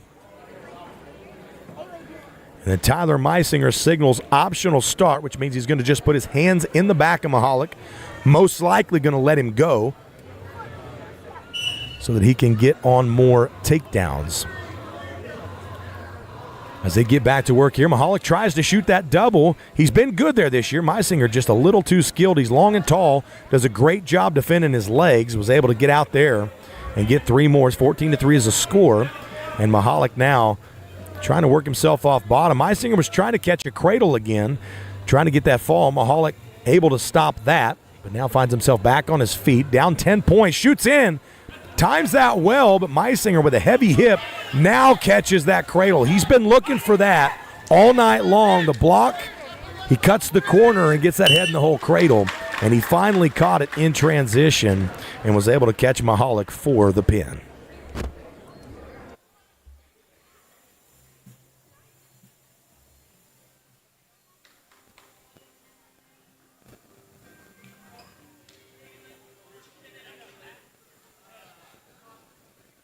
And up next for your Bluejays, at 144 pounds, 138 pounds, Luke Lyon.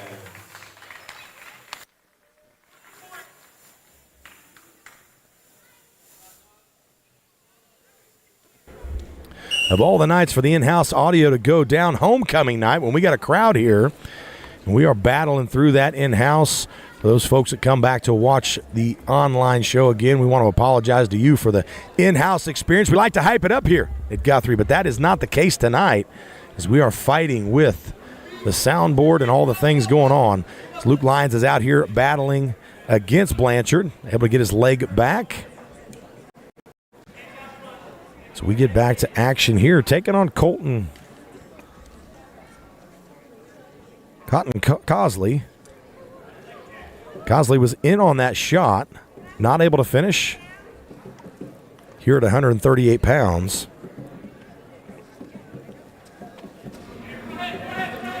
Cosley takes another shot, not able to get in. Luke blocked it that time.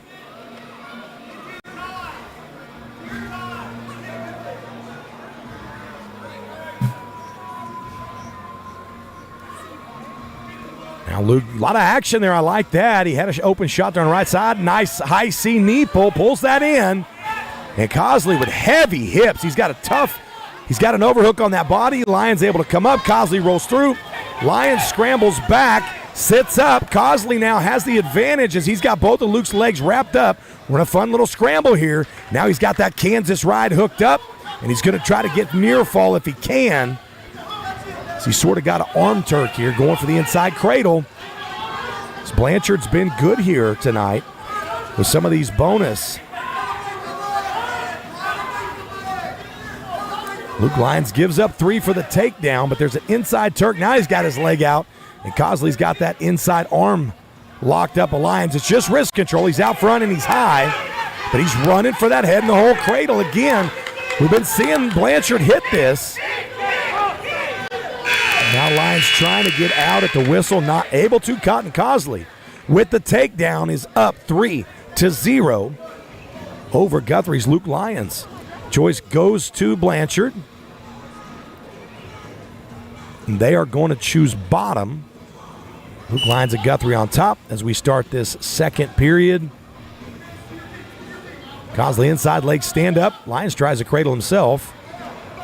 Misses that, gets a bar arm chop, and now starts to put some pressure on Cosley, who's doing a good job staying on his base. His Lyons getting a little bit too high here. He's got to readjust.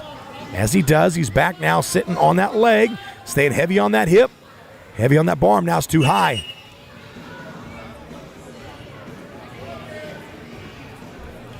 As Lyons reaches up for that, bar arm, and once he gets, if his hand catches the arm, he can pull it back. But when he overhooks that arm and his elbow touches the elbow of his opponent, a lot of guys like to use that for leverage because they're stronger there. But the problem with that is you dangle your wrist right in front of your opponent who can grab it. And if they grab it, now you're stuck too high. That's the position that Luke found himself in right there at the end of that little scramble when Cosley started bleeding. So Cosley not able to take advantage of the wrist control that he had because he was bleeding. Referee had to stop that match, and they got Cosley cleaned up now as we get back to action. Here in the second period, Scott and Cosley leads Luke Lyons of Guthrie 3-0. Lyons again on that bar arm. Cosley tries to roll that one out. Lyons doing a better job staying behind the arms, but now he's out high. Cosley does a bit of a Granby that gets Luke too high and was able to peek back out the back. Now he's in on a single. Technically, Luke Lyons is still in control on top. Cosley's going to try to finish this single leg. If he can get out and get a reversal, but Luke Lyons able to hang on. Got the stalemate or the blood call, either one. Not a lot going on, so the referee stopped that, get this blood clean, back up. Nose plug came out. As Cosley just dealing with a bloody nose again, it's pretty common. Nothing too big in blood time. They'll get 5 minutes to get the blood cleaned up or to get the blood to stop. And typically, I don't know that I've ever seen a match stop because of blood. So it's just a hygiene thing that they have to get taken care of.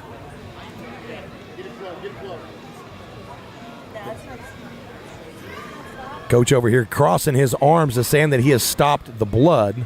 And if he stops the blood, then they can clean up, and that takes however much time. But referee is agreeing the blood has stopped finally, but he's still bleeding. So they're going to get that figured out. Coaches will do what they can to stop that blood time if they need more. So I think Cosley must be a common bleeder. It happens a lot. You have kids that have a tendency to get bloody noses, and coaches are going to play a little game here trying to get it going. We're back to action here. Cosley quick to his feet. Hits a quick little spinning reversal. And Lyons holds on to that leg, but is in trouble here. Cosley trying to get that crossface and try to get back on top. He's got the far ankle. He's got that far ankle, and Luke Lyons is in trouble here. Cosley trying to get around Lions trying to hold on to the stalemate. If he catches himself in that spot again, look for a stall call. Can't hold on to the leg, but if there is action, you can continue to. So Cosley was trying to wrestle through that. That created the action that Lions needed to not pick up a stall call. Caution there on the whistle by Cosley. Started a little bit early, and we're back to action. You get a couple of cautions before you get in trouble. Sometimes guys get a little anxious. It happens. Luke Lyons now on this ankle. He's driving forward. He can't just hang on to that either. He'll have to let go. He does. Now he's back on that bar arm. Cosley stuck on bottom. There's 25 seconds to go. Lyons needs to get him broke down and bellied out, or Cosley can get dangerous. He's been dangerous all day.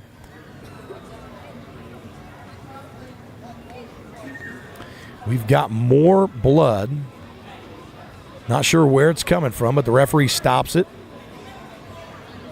Try to get everybody cleaned up.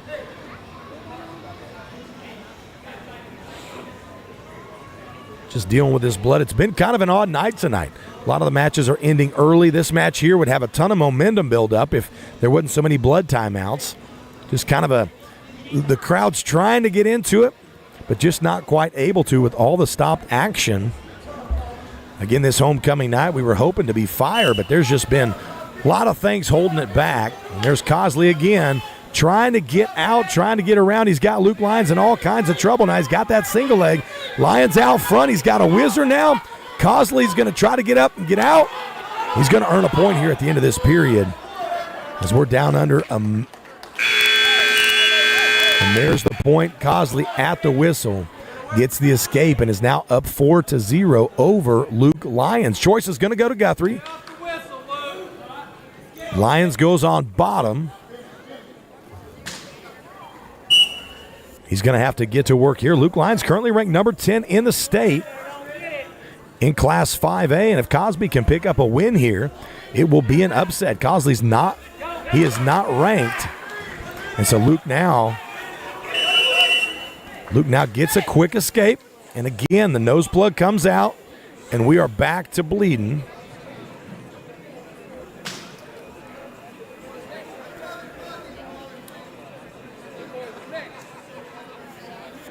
As we are dealing with quite the bloody nose here.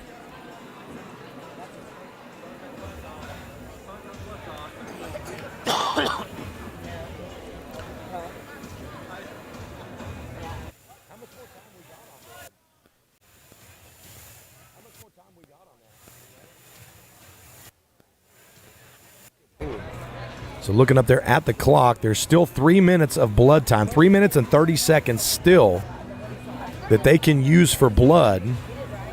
Also allows the coaches to get in there and get some coaching in. Luke Lyons was over there talking to Coach Jeremy Davenport, and then Blanchard's coaches are also coaching up their athlete during that little break. Lions here down 1-4.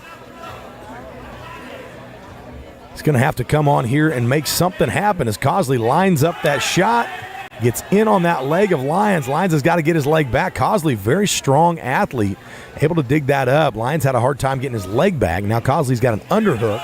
Lyons trying to deal with that as Cosley pushes him off the mat. Lyons now dives in on a shot. Now he cuts the corner, gets around behind, picks up 3. That's going to tie it up. And now we got trouble as the score is tied. Coach is trying to decide what they're going to do. If Cosley gets out, he will be leading this match. The coaches wisely decided to let Cosley go. As Luke Lyons here, if he can pick up a takedown, he'll be able to secure this win. He's going to have to hustle here, get behind. Cosley almost escapes, and Lyons gets in on a deep single leg. Cosley cuts the corners, got the far ankle. Lyons is trying to get his inside arm out. This takedown will be huge. That's huge for Luke Lyons. That's the takedown he needed to secure this win.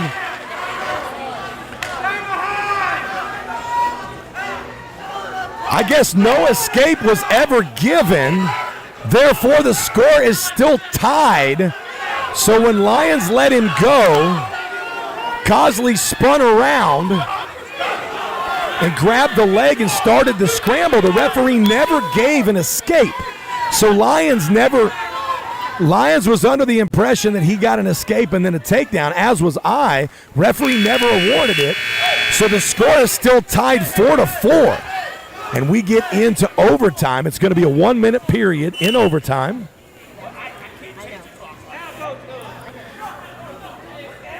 We know, but we can't change it. We got it. As we get to action here, it's going to be 1 minute for the overtime period. Cosley in on a shot. It's been an exciting one. We were asking for an exciting match, and we finally got one. Overtime match. Luke Lyons came on strong at the end. Needs to snap and go here. Instead gave big time fireman's carry. Luke Lyons gets the 3 to the back. Should have been able to get the foul there. Normally when a takedown happens at the end of the period, in overtime, if you take them down to their back, you're able to try to pin them. But apparently he didn't go quite to his back. He was fireman's carried to his knees, and then Luke transitioned to his back, so they did not give the opportunity for the pin. Big time matchup by Luke Lyons. Up at 144 pounds for Blanchard, Parker Robinson. And for your Bluejays, Colton Stevens.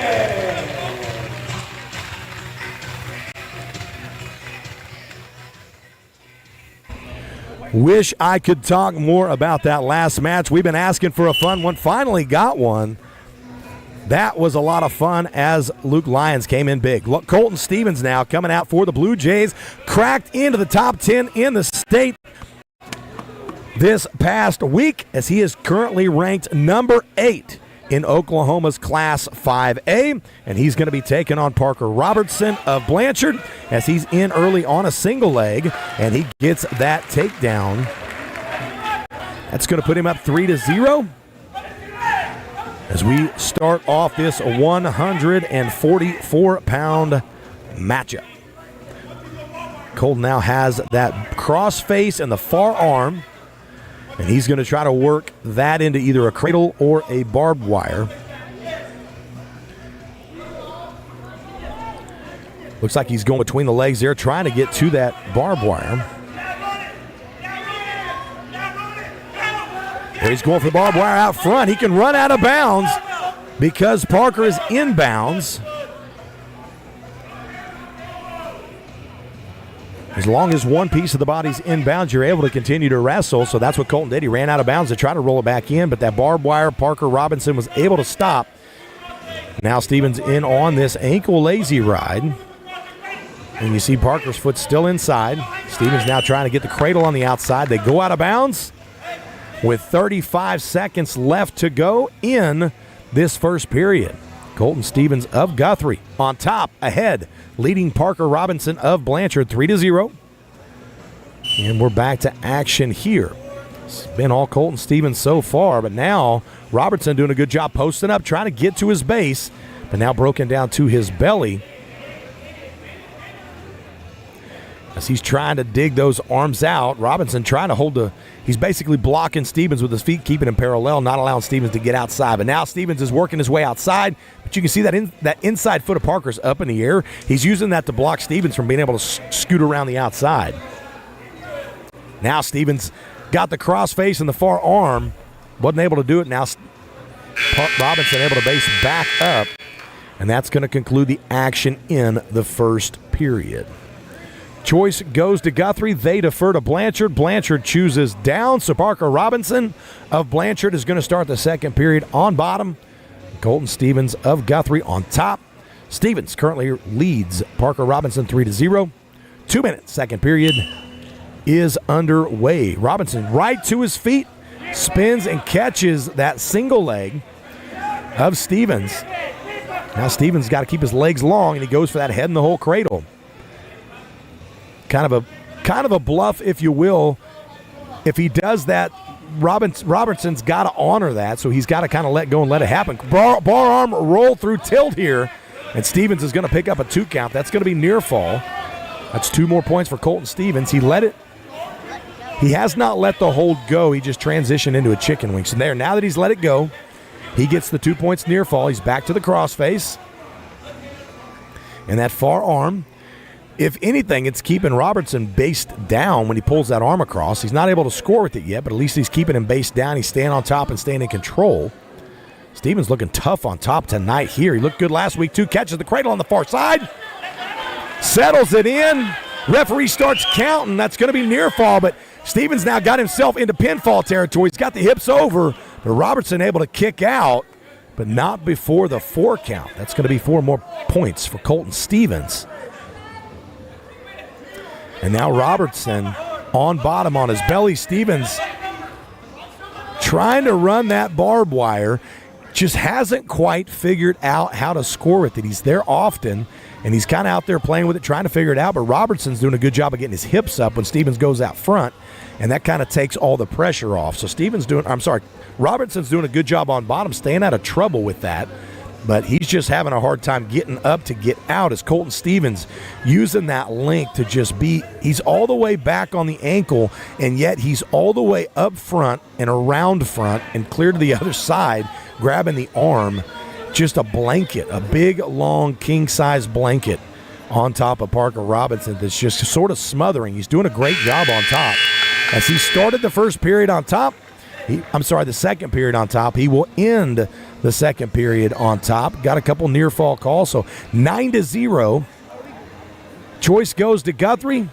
Colton Stevens goes bottom, and Parker Robinson of Blanchard will go on top and have to make something happen here if he wants to get back in this match. Blanchard, though, been tough on top tonight, and boy, Robertson looks like he knows what he wants here. Puts both legs in straight for that power half on the backside, and Colton Stevens, 15 seconds into this third period, is in all kinds of trouble early as Robertson's tough here in this power half with both legs in.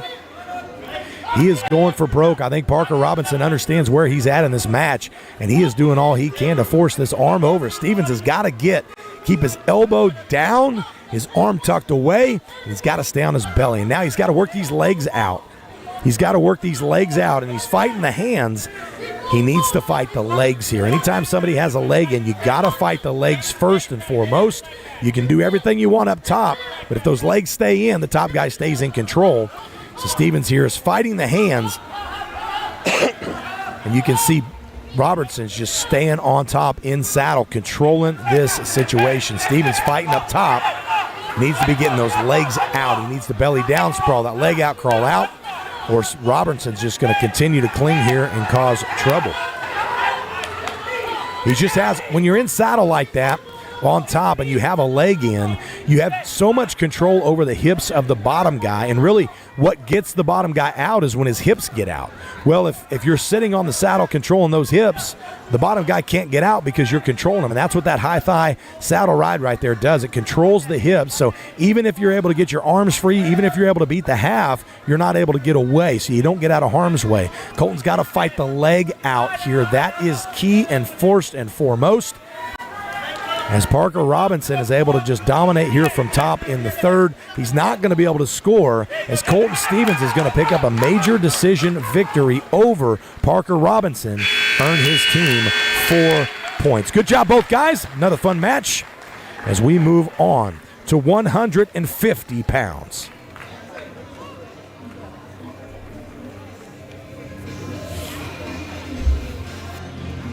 Up next at 150 pounds for Blanchard, Anthony Cox. And for your Blue Jays, Aiden Harden.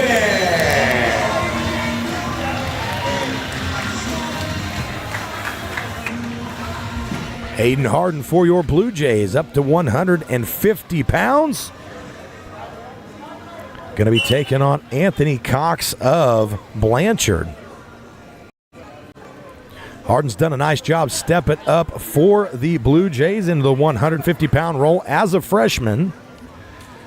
And Anthony Cox has a little bit of size on him, but Aiden's got some height as well. And hopefully that leverage will take care of that. Give a special shout out to Andrew Harden, who is at home tonight watching this duel closely as his son makes his way out on the mat. Andrew's normally here ringside, but he has been ill like most of the town. So he stayed home tonight and fortunately gets to watch his son wrestle. So shout out to Andrew. Thanks for all you do for our Guthrie Blue Jays. As Aiden gets to work here, passing that elbow. He's moving well here tonight. Shoots in on a shot, shut down early as Cox was able to stop that just kind of with his chest. And now Aiden finds himself underneath here in this snake scenario.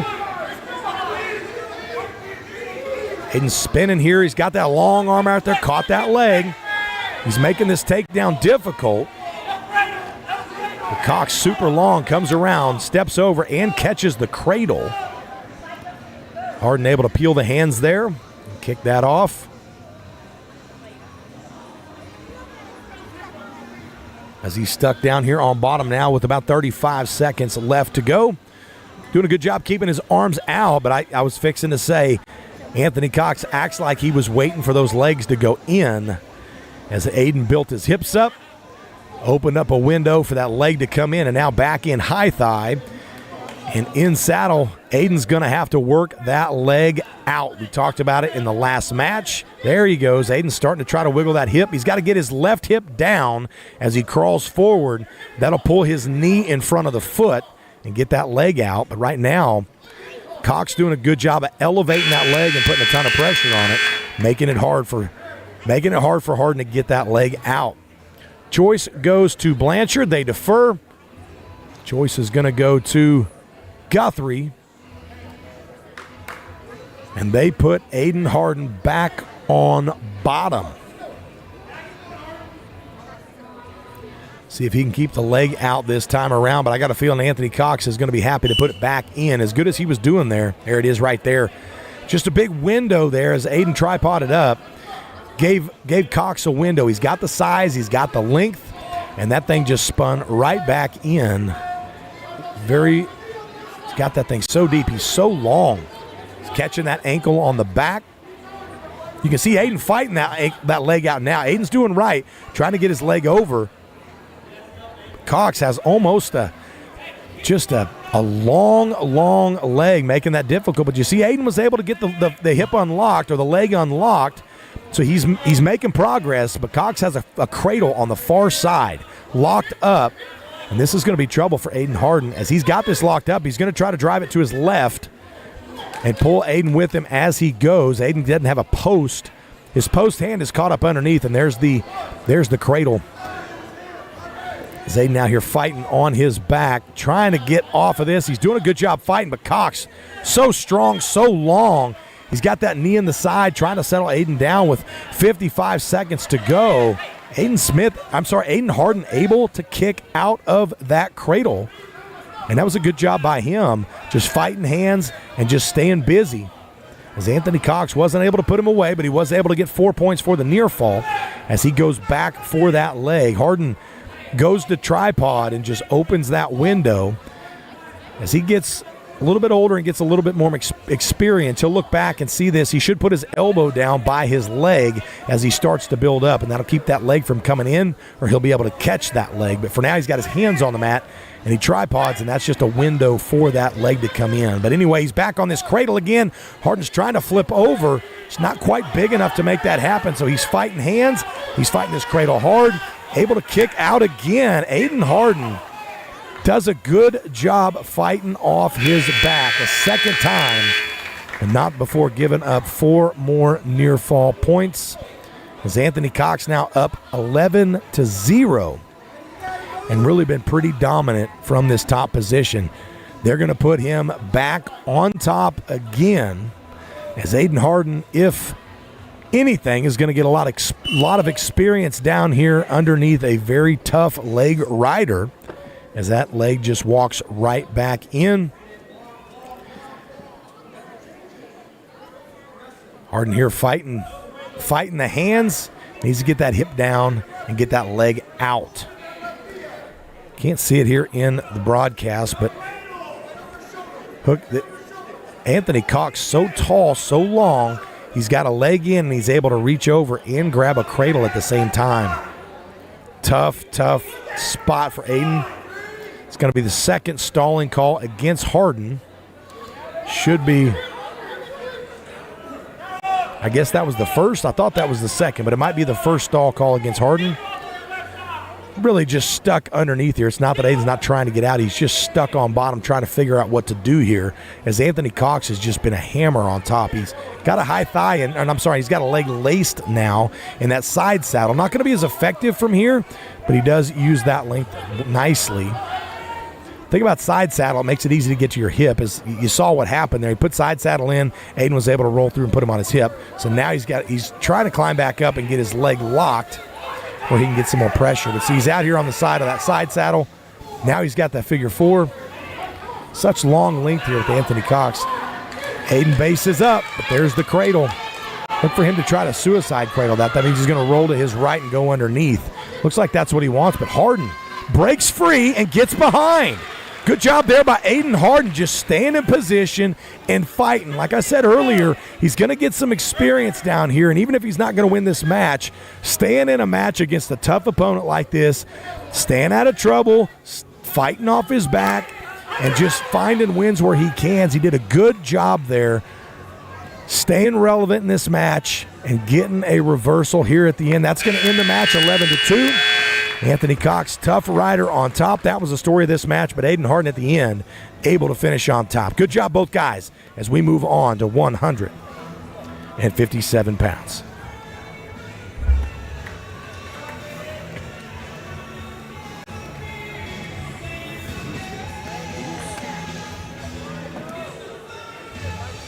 Up next for Blanchard, Trevor Ingalls. And for your Bluejays, Rowan McComb.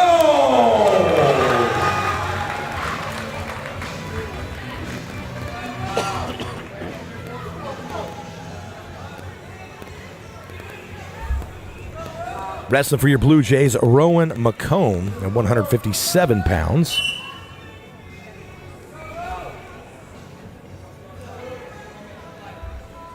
Going to be taken on Trevor Ingalls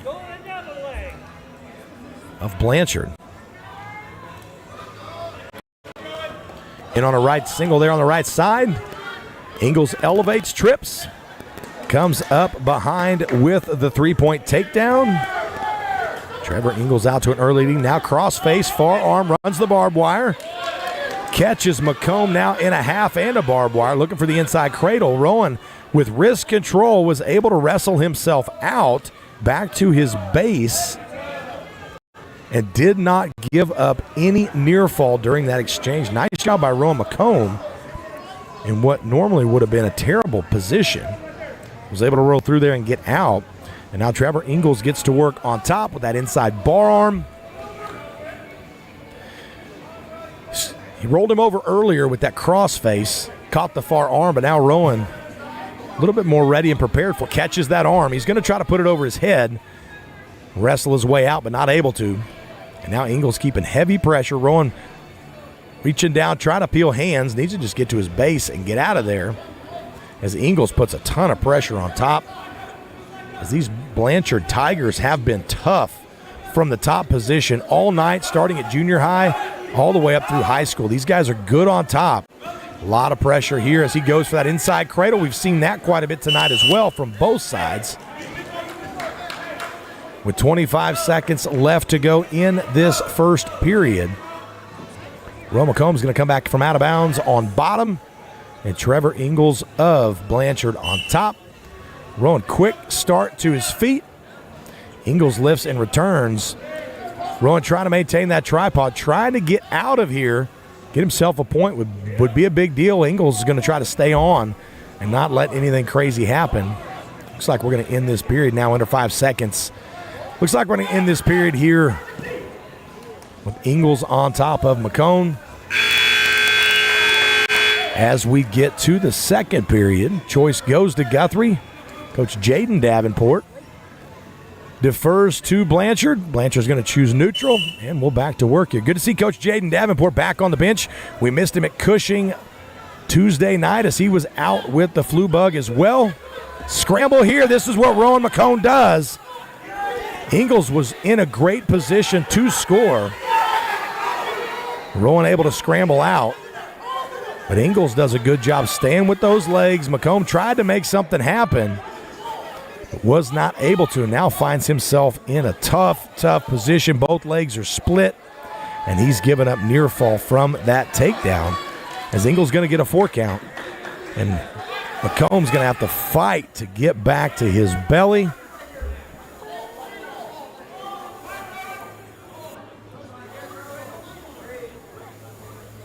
Really fighting for wrist control here, but needs to be trying to get his hips out of there. His hips are caught. They're stuck. Ingles will be happy to just sit there with them hips because McComb can't go anywhere, but McComb's fighting the wrist. He needs to be fighting forward to get his hips out. Just crawl forward, get the hips out, kind of start over because really he's got to go to his back to get out, and that's exactly what happened right there. Went to his back to try to roll through that arm, and Ingles, with the legs split, just said thank you, and now he's got McComb on his back. McComb trying to catch that leg to roll through. But Ingles just on top here. Transitioning, trying to hammer now McComb in all kinds of trouble. 29 seconds left to go. McComb's got to try to fight back to his belly. Ingles got that wrist now, going to try to push it through, but McComb able to get back to his belly. As he comes back on top. Now he gets on his back. Got Ingles in trouble. This could be a trouble. This could be trouble. Ingles able to get off his back. Rowan McComb doing what he does. Just makes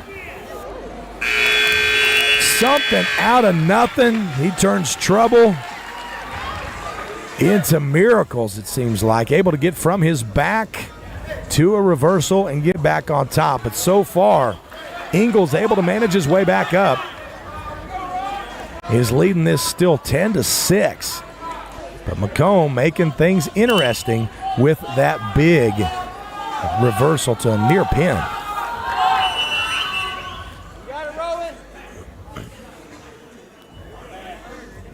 They get going for the second period. They're just rolling through these matches tonight.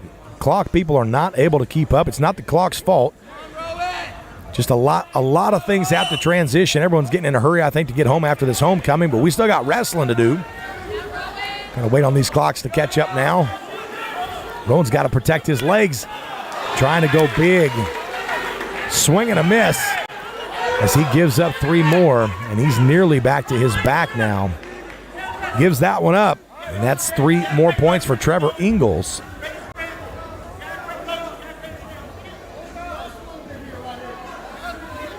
Now Ingles just settling in here in this third period on top. And Ingles really, he could go for bonus here.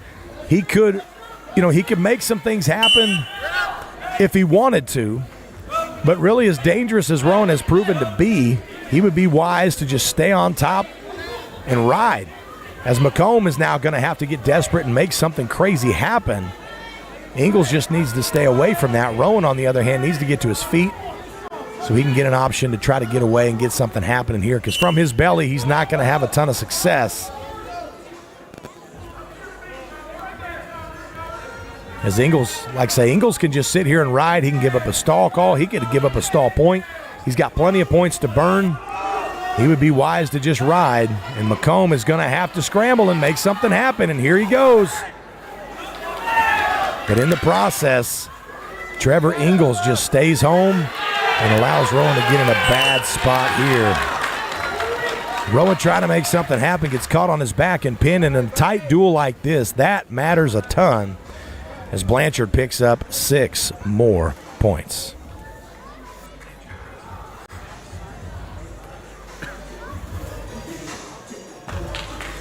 Up next at 165 pounds, wrestler for Blanchard, Bloody Curtis.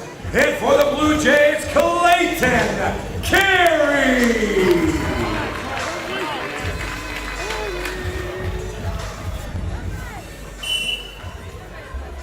Clayton Carey for the Bluejays is getting the call to try to make something big happen. Guthrie needs some bonus if they're going to pull off this win. If Blanchard is able to pull off an upset at this, if Blanchard's able to pull off this duel, this will be a huge upset. Right now, they are poised in the direction to do so. As Clayton Carey gives up a takedown early. Currently ranked number 7 in the state. Brody Curlis in 5A is not ranked, and he comes out, takes Carey down.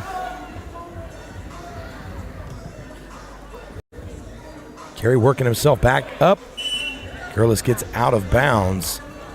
And we go back to the center. Brody Curlis on top of Clayton Carey at 165 pounds. And we're back to action here in the first period. With a few matches left to go, and Guthrie fixing to get into the meat of their lineup. But Blanchard will be favored in the last 3 matches. This duel is going to come down to the wire. It's Clayton Carey trying to get off bottom.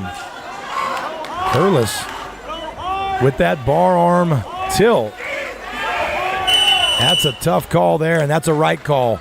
Warning stalling against Blanchard for pushing Clayton Carey out of bounds. Blanchard coach not happy, but he clearly pushed him out of bounds. And now for his trouble, he is going to be warned. If he gets another call, that will be a point against his team. Curlis, though, can burn a stall call if it means he can stay on top. And now he's got the far arm caught. And Carey wisely posts and comes right to his feet. And he is back to work on top, staying strong here. Look for Curlis to pick up another stall call. Able to get Clayton Carey back to the mat. Brody Curlis wrestling hard here on top. Again, Blanchard has been tough on top, and really that's made the difference in this duel so far. The Blue Jays have been struggling on bottom. This Curlis doing a good job staying on the edge and burning that clock down. Carey's got to find a way here on the whistle to just pop up and get out. 1 point would be huge here. It's Brody Curlis on top. Is ahead 3-0. Tried a little crossover Grandy, but didn't get crossed over. Burles able to sit on those hips and hold it down. Now the choice is going to go to Blanchard. They go bottom. And Brody Curlis currently leading Clayton Carey 3-0. It's Curlis on bottom. Clayton Carey on top. Burles cuts the corner. Carey gets too high. Burles now in on the leg. Circles around for the double. Trying to pull that back down into crackdown. Clayton Carey hanging on tight here, but there's the double leg. That's the reversal too. And Brody Curlis gets up 5-0 over Clayton Carey of Guthrie, who is now stuck again underneath on bottom and nearly in a Turk position. Carey's fighting here. Gave up a 1 count. Curlis now, he's got him tilted over. Once that back breaks 25, this is tough here. He's close to a pin, that inside shoulder. You can see it right here in the camera. But Carey was able to make an adjustment and get his shoulder back out. You can see Curlis trying to get his shoulder and his chest. He's trying to get his chest on top of the shoulder of Clayton Carey. Clayton Carey's trying to weasel his arm in between the chest so it's not on top. That allowed him to get loose and get out, but not before giving up 4 more points from near fall. Folks, this will be an upset if Curlis can continue to stay out front, as he's up 9-0. And what's a bonus point win as of now? He's in bonus territory, up by 9. And the Blue Jays are going to need this one if they're going to win this duel. Clayton Carey now under 30 seconds. He's on bottom, just stuck in the mud, it seems like. These Tigers of Blanchard are tough on top. The Lions of Blanchard, I'm sorry. As Clayton Carey battles to his feet, is able to get out. And he's going to have to get to work here and do what he's known for. He's a third period man. He scores late. Not afraid of a battle, but he's going to be up against it here if he's going to score. Tries to snap and go behind. Curlis able to grab that leg and hang on.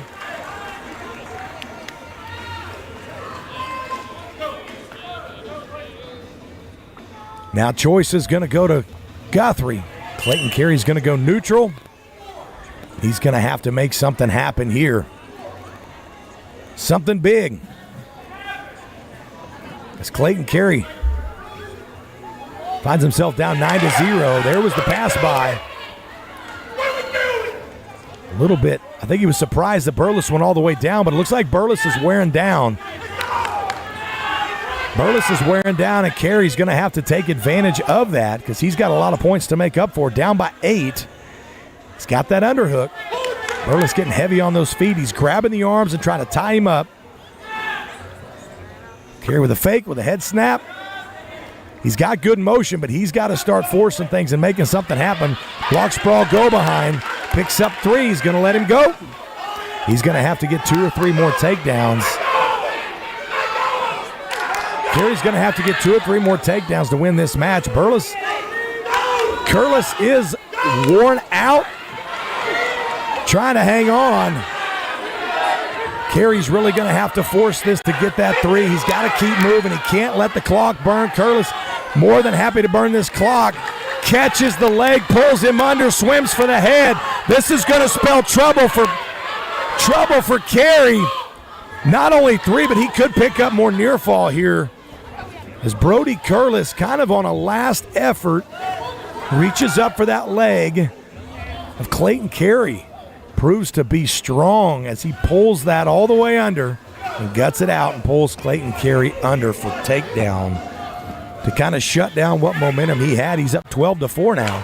16 seconds to go. Clayton Carey, he's got to go big. He's got to go feet to back here, try to make something happen. Burles just got to hold him off and fight him off. We're down under 5 seconds, folks. Big time upset here. Brody Curlis of Blanchard picks up the win over Clayton Carey. That's going to put the Lions up 31-19.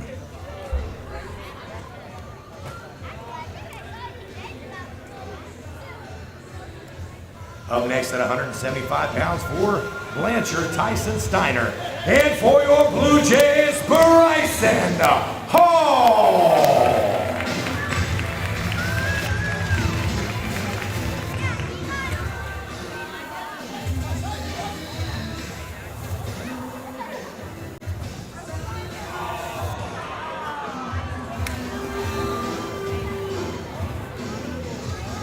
What's your name, boss? 90. Okay. Looks like Tyson Steiner's going to be wrestling for Blanchard at 175 pounds. At 190 pounds, for your Bluejays, Rustin Usselton.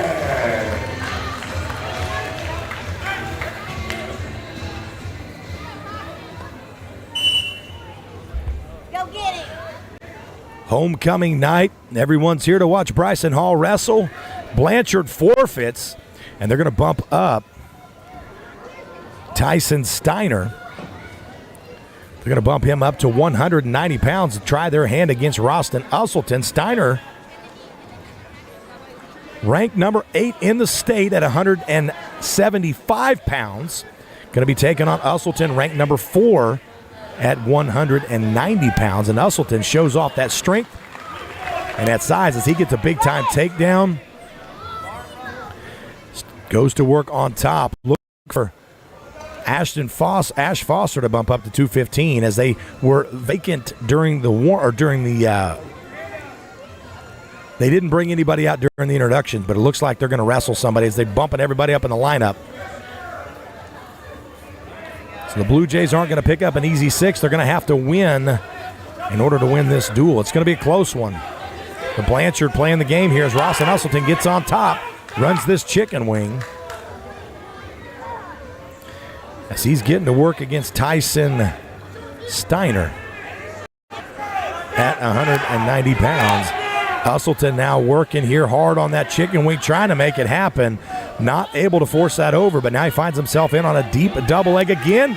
A lift to return. As he's got to work now. It's 3 more points for the takedown and running a nasty half here. But Steiner doing a good job stopping that half. He knows what he's doing on that. Usselton now trying to pick up the cradle. Not able to do that. We're down under 10 seconds in the first. Back on the chicken wing. And Steiner posting that leg out hard. Gets rolled over here at the whistle. Not going to get the pin. But Usselton's going to pick up a couple of points. 3 near fall for Usselton, puts him up 9-1 as we go into the second period. Choice goes to Blanchard, and they're going to go on top as they didn't have a whole lot of luck on their feet, nor did they on bottom. We've seen Blanchard do well on top, so they're going to try their hand here, but Usselton right to his feet early on the whistle, hops up, and now reaches back and almost gives up near fall. Steiner tries to roll through, get a tilt, goes for a big lift, locks his hands. Usselton is going to get a 2-point escape, 1 for the locked hands and 1 for the escape. Now Steiner gets shoulder deep on a takedown, on a double leg, but Ralston, heavy hips, sprawls, goes behind, and picks up 3 more points. That's going to put him up 14-1. And now he's got Steiner in all kinds of trouble. Blue Jays are going to need this pin. You can't see it in the picture, but Ralston's back leg is caught. Steiner had it wrapped up. Made it hard for that pin, but Ralston Usselton picks up a much-needed 6 points for his Blue Jays with the pin. Who's this? Wrestling for Blanchard at 215 pounds, Ash Foster. And for your Blue Jays, Bryce Dennis.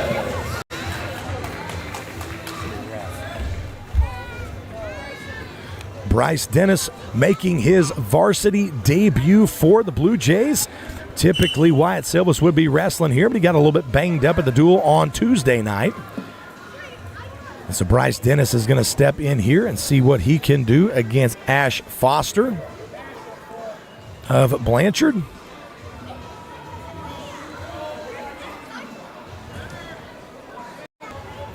Wrestling 215 pounds. Neither one of these wrestlers weigh 215 pounds.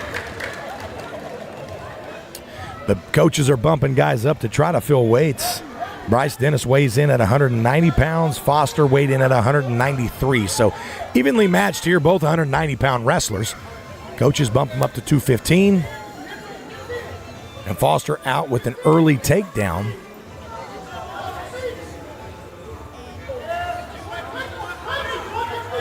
As we are currently in a tied duel, 31-31, folks. It's going to come down to these last 2 matchups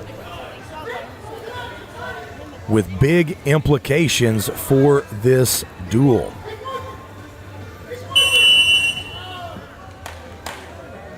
Blue Jays are currently ranked number 7 in Class 5A. Blanchard currently ranked number 12 in Class 5A. We've already seen Blanchard pull off 2 upsets in their individual matchups, and tonight, if they can pull off this duel, it will be a huge upset as they are punching high above their current ranking if they can pull off this win. Dennis finds himself on bottom here with a minute to go. Down 3-0, not able to get up. As these Blanchard Lions just grinding away on top. Ash Foster pulls that arm out from bottom. Now he's got a chicken wing locked up against Bryce. Bryce Dennis posts that leg out. He's got to continue to post and try to stand up with it as he's getting all kinds of twisted up. As we get down under 15 seconds, Bryce Dennis in all kinds of trouble. Ash Foster trying to run this over. If he gets it over, this will be a pin, and that'll be 6 points. That was super tight with 5 seconds to go. Bryce Dennis gives up the fall, and Ash Foster earns his team 6 more points.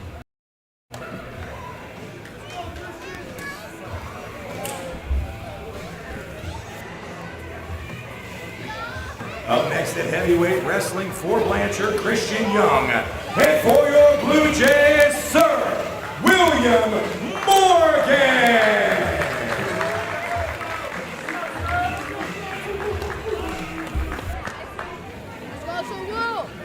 Sir William Morgan wrestling for the Blue Jays against number 6 ranked in Oklahoma, Christian Young. It's been a night of upsets, and Sir Will is going to have to pull off an upset here if he wants to get his team back in this duel.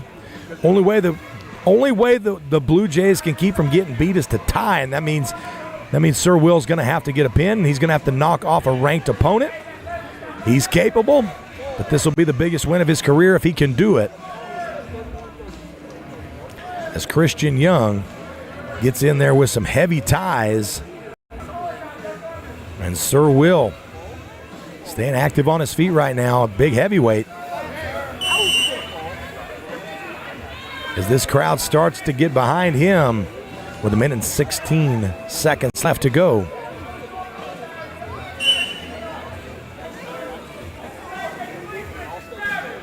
Tap inside fake there by Young.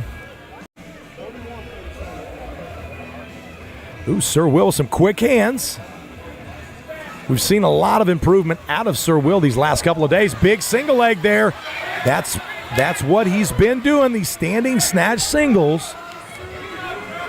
Just hasn't quite figured out how to finish those yet, but he's making progress in there. Tonight he's going to need to figure this out, as the Blue Jays are going to need him. Now he's in over-under. Look for a big throw here by Ash as he drives him out of bounds. As Christian Young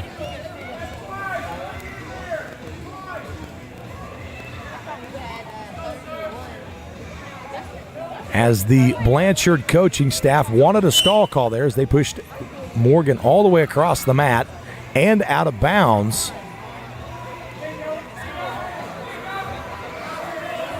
Referee Sam McPhee having to hear about it. Now he gives that stall call. Sam wanted me to give a shout out to his wife if she is at home watching. We want to say thank you for watching the broadcast. Sam McPhee's been here a few years running, been a referee around here a long time, has done a great job of that. These big boys now start to lock up. Young trying to get these double underhooks. Morgan's going to get called for stalling again if he continues to back up. Really backing up's better than going to your back, and that's what Morgan's trying to avoid. As Young now finding where he can be successful. That's in those inside ties and jacking up those underhooks. Scoreless first period. Morgan did get warned for stalling. No points yet. Choice goes to Guthrie. They defer. And Blanchard's going to put Christian Young on bottom. Sir William Morgan of Guthrie will go on top. And we will start this second period. 2-minute round. And Sir Will trying to catch a leg down there and keep him down, but not able to ride. Christian Young up and out early in 10 seconds. And they're going to get back to work on their feet. Young now doing a lot more physical the second period. He's had luck in those ties and digging those elbows. So now Morgan's trying to circle back in. He's trying to work his way in, but Young, strong and big, really controlling those inside ties. Dominating the inside, he's able to push, and Morgan's got to be safe, or he's got to be careful here. He's trying to be safe, but he's going to get himself a stall call, and that's going to earn Young another point. Right now, Sir Will's going to have to score some points somehow if he's going to get in this matchup. There's that underhook again. Again, Young found where he can be successful. He just hasn't figured out how to score from there yet. Morgan tries that tap single again. Looks like Young's a little savvy to it, but there it is. He's got it picked up. Catches him on his back for the 3. Sir William Morgan now up 3-1 over Christian Young. Big time takedown by Morgan. Nearly caught him on his back, and Sir Will's got to get a pin here. If he does, this place is going to come unhinged, as it would be a huge upset if he's able to beat Christian Young. Christian Young having success in the ties on his feet.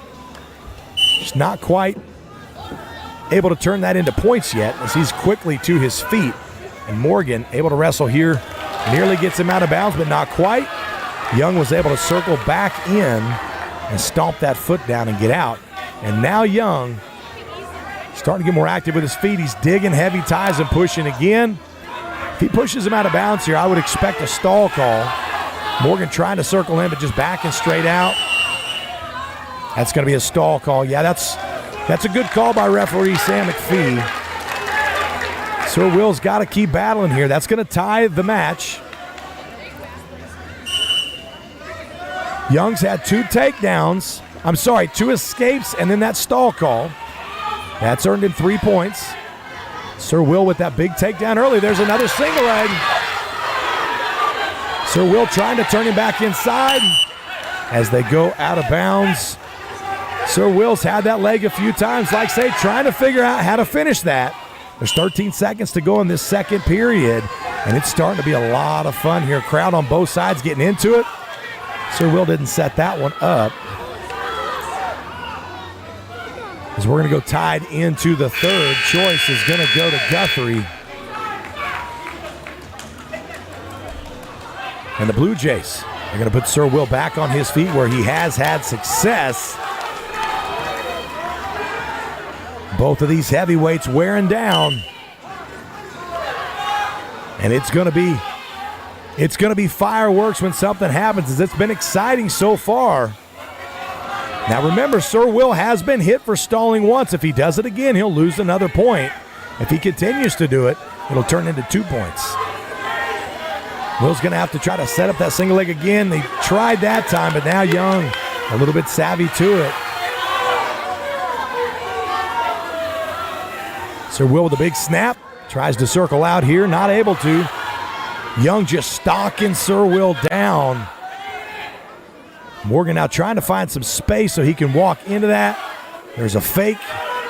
Young just stalking him down, keeping his head in good position. Heavy inside ties. Looks like Young wants to be inside. He wants to be heavy on the head, dig that underhook, and Sir Will wants that space so he can get Young to walk into that snatch single. A little bit of strategy here trying to figure this out, but Will had luck when he would come out of these ties and get Young reaching. And when Young gets to reaching, he gets heavy on that front right leg. There it is. That's 3 points for Sir Will. He timed it perfect. He got space, and as he came in,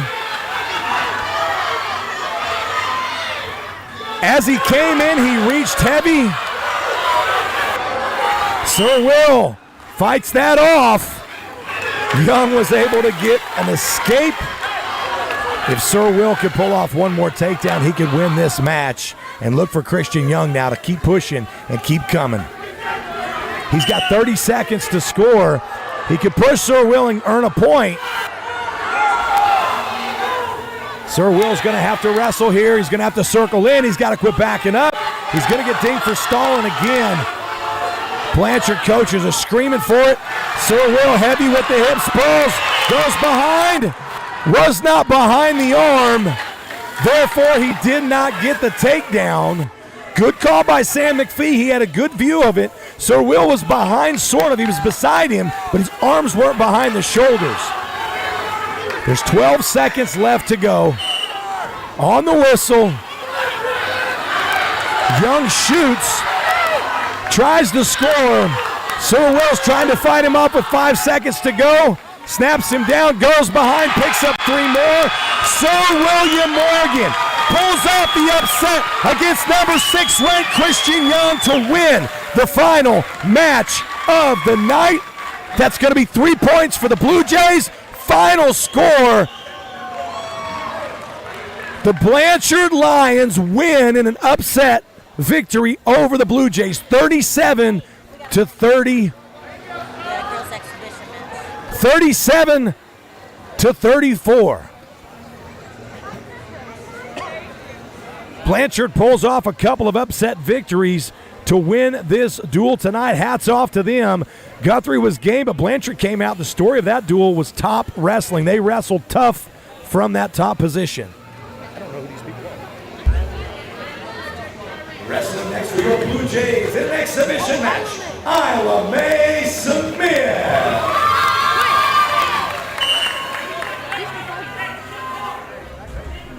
Looks like we're going to get a little bonus match here. Isla Mae Smith of the Bluejays going to be wrestling a young lady from Blanchard. Not sure what her name is, so we're just going to call her Blanchard tonight.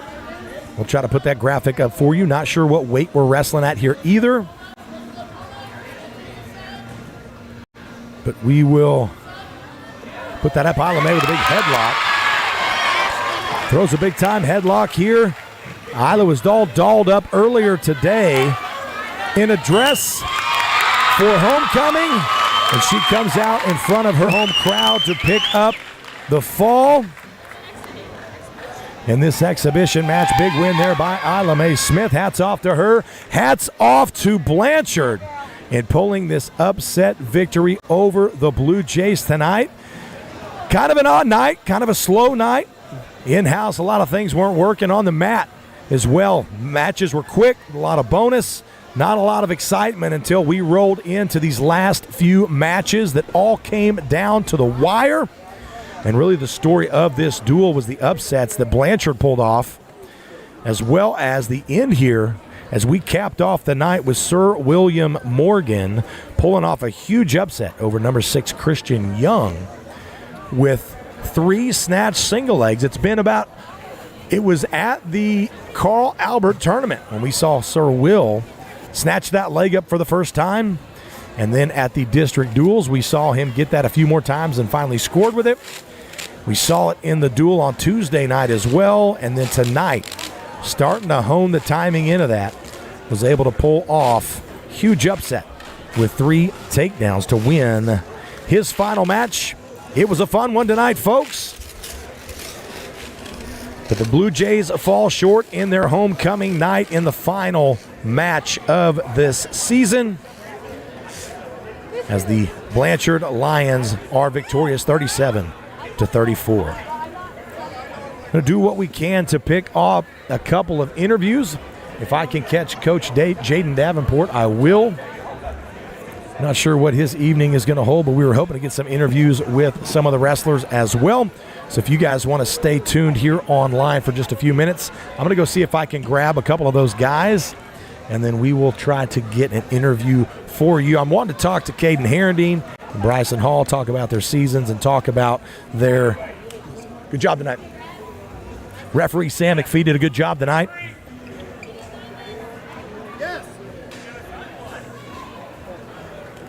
And I'm going to grab Caden Hall as he walks by, and we're going to do us a little impromptu. We're going to do a little impromptu interview as the man and the myth and the legend Caden Hall comes by. And it looks like, hold on guys, we're going to get this thing set up.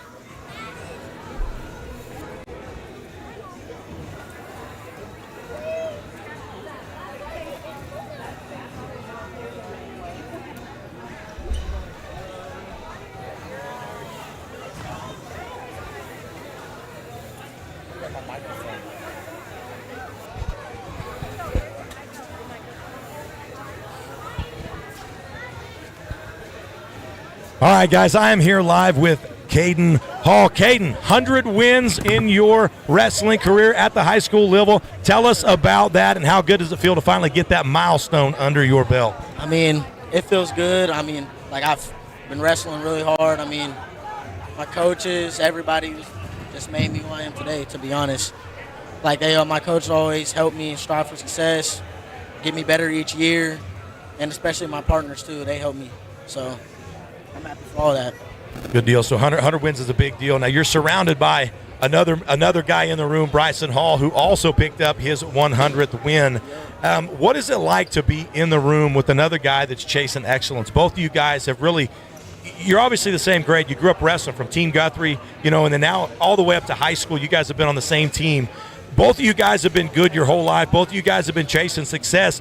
It's crazy because normally guys that are good together are the same weight. They practice together. They're one weight apart. You and Bryson have kind of had side-by-side careers at different weights. What's that like, though, being on a team with a guy as good as Bryson, as motivating as Bryson? I love it. I love it, to be honest. I mean, both of us are striving for the same thing. We're trying hard, practicing hard. I mean, I love his character, too. He's always wrestling hard. And then that kind of helps me in the room be like, I'm looking over there. If I'm feeling a little bit discouraged sometime in practice, I look over there. I know he's working on something. I got to work hard too. So I like it. I love it. So you basically just don't want to let Bryson outwork you. Yeah, that's good. That's good. All right. So obviously this season, your senior season, has been dual season. You guys have done really well. Going to go to dual state next week. Tonight's duel did not end as you would have liked, but just the senior season overall compared to the other ones, how has that been for Caden? It's been good. I mean, I love the season, to be honest. I mean, I feel like, honestly, we're doing a little bit better than last year in terms of duels, really, too. So, I mean, the young guys are stepping up, too. And then, like this duel, I mean, we didn't wrestle our full capabilities, so that was seen. But we just got to go back in the room, work hard, and fix a couple things. So. All right, so I'm not always easily impressed when it comes to wrestling. I've been doing this for a long time, and I'm old, so I've seen a lot. But one thing that does impress me a lot is when I see guys get up early in the morning and put in work. And I go to work early, and a lot of times I see you putting in miles on the road. I'm heading to work, and you're already heading home. So you're beating me up, and I'm old. So what is motivating you inside to do something like that? First of all, it's kind of like my grandma and then like my grandpa, too. So kind of doing it for him, but I just want to get that third state title, and I know I got to work for it. So, and I'm not scared to put in work. That's for sure. So I feel like if you just do like 1 hour extra out of practice, I feel like that can take you a long way, and that's in my opinion. So that's why I run, and then I do extra things. So the extra things will put me above a lot of other people. So. All right, so this season you have picked up a couple of losses. Everybody likes to have that undefeated senior season and all that. That's behind you now. Yeah.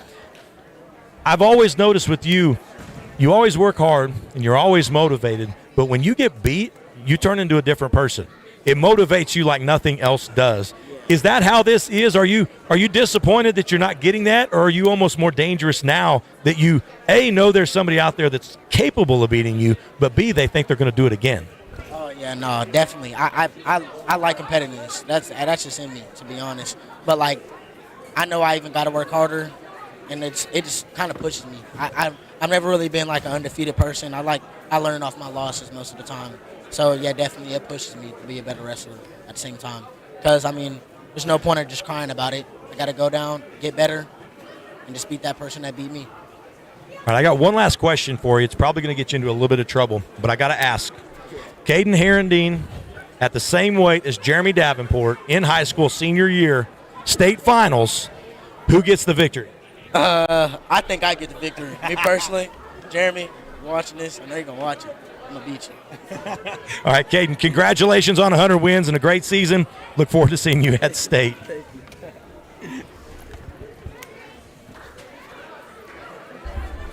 All right, guys, we're going to bring it back over here. Great interview with Caden Herendeen, motivated as they get. He's always a fun one to talk to. I'm going to go and see if I can snag a Bryson Hall, if I can see him somewhere. I might be able to get my beautiful wife to do that for me. Also looking for Jaden Davenport, but he is in hiding as well. Give me a few minutes here. I don't want to cut the stream off because I do want to go grab those interviews so we can get those posted online. I do want to say, though, thank you. Just to everyone who is at home watching. This is our final duel of the season. It'll be our final broadcast as well. And we've had a lot of good turnout online, and I just want to thank all you guys for tuning in. It's not always perfect. I do my best to try to make these duels as seamless as possible, but there's technical difficulties. There's internet issues. Tonight there was terrible audio issues in-house. Things just decide not to work, and we're doing what we can to bring you a better product every year. I promise next year I'm going to work out some of these kinks so we can continue to do better. But for those of you guys that continue to just watch and hang in there, I really appreciate it. We started this thing off a few years ago just hoping that a few moms and dads that couldn't get off work, could watch their kids, and it's really turned into a community builder. We got a lot of people out there from Guthrie watching, and we thank you guys for supporting our program. I'll give a quick shout out to Miss Lindsay Silvas for helping me out all season behind the scenes. She's running cameras, she's running score clock, she's running auction house, she's running around here behind the scenes trying to help me make all this possible, and I really can't do any of this without her. She's been awesome. Also tonight, Wager Silvas was on the running the score clock. Lance Evans has been with us all year at home running the camera. He does an awesome job there on the corner of that mat, catching all the great shots for you guys. And then Connor Phillips as well. When he's in-house, he's always doing something great. He's doing the announcements tonight for us, and I can't thank Connor enough. He's an up-and-comer. You guys are going to see him on a lot of Guthrie broadcasts in the future. So getting him all trained up to maybe take over one day. And then last and obviously probably the most important part of this broadcast is Chris Evans. He's the one that brings you guys all these graphics. He's the one behind the scenes getting the streams put up and all the YouTube stuff. And he's amazing at what he does, and he makes this broadcast possible. And I want to give him a thank you as well. We are still in-house. I'm killing time here, guys, looking for my next interviews. I do want to get Bryson if I can. But anyway, just this broadcast has been a lot of fun. I really enjoy doing it. I know we've had people as far away as Mexico and as far to the West Coast as California. We've had people in Arizona. We got people up in Kansas watching. We got people all over the country, it seems like, that are tuning in to watch their Blue Jays. And it has been a lot of fun. We really enjoy doing it. So I want to thank you guys. Again, hats off to Blanchard for picking up the upset victory. I know we are Blue Jay proud, and we want to see our Blue Jays win every time, but that is not always going to happen, and Blanchard did a good job tonight pulling off a big upset. I'll give you guys a heads up. We go to dual state. I'm going to pull this up while I've got you guys here. Our next competition will be this weekend as the boys go back to Blackwell for the third time this year as they go to a 4x4 tournament down there to try to get some last-minute matches of the season, and then we will be into postseason next week, and that will kick off our postseason schedule. There'll be dual state, and then they'll go to regionals, and then those kids that qualify at regionals will go to the state tournament. And so we will want to make sure that we can tune in for that. I'm trying to get you guys a date, but I do not have it. Well, bear with me here. Here we go. This is what I'm looking for, guys. We go to dual state on the 15th, I believe, of this month. Here we go. Dual state, February 15th at Tulsa Union High School. If you guys want to make that trip down there and bring a big crowd for your Blue Jays, we will wrestle there. It's a single elimination tournament. So as the teams will line up, and there's 8 teams there. If you lose, you do not progress. You do not wrestle again. If you win, you move on. And so they will continue to move on. It's at Tulsa Union. It's a one-day event. The 5A quarterfinals are at 10 a.m. So the Blue Jays will wrestle at 10 a.m. And then the second round semifinals are at 2 o'clock. And then the finals are at 6:30. If you want to watch that event, it will be on the NFHS network. Those of you guys that watched the football playoffs this year, and those of you guys that watched the football state championship, it was on that NFHS network. You can pay $10 and catch those duels, and that should carry you all the way through the state tournament because the same network will be doing the state tournament as well. So if you buy a 1-month subscription, you'll get to watch dual state, and then you will get to watch the finals at the state tournament as well. So it'd be worth $10 if you want to follow your Blue Jays. It'll be a good one for you there. And so NFHS Network will be there. I'm not sure about regionals. In the past, we have done the regionals finals. If we do that, we will post that. I would love to be able to do that. But sometimes there are networking issues as far as if networks have contracts, so we're not able to do that. So if that's the case, we will not. But anyway, we will. Hopefully, I will be able to see you guys again on those and at least catch you guys at these events. I'm hoping that Coach Davenport will make his way out here so I can talk to him. We haven't got to talk to him for the past few weeks. And I'm looking for Bryson Hall as well. And he is not available. So, folks,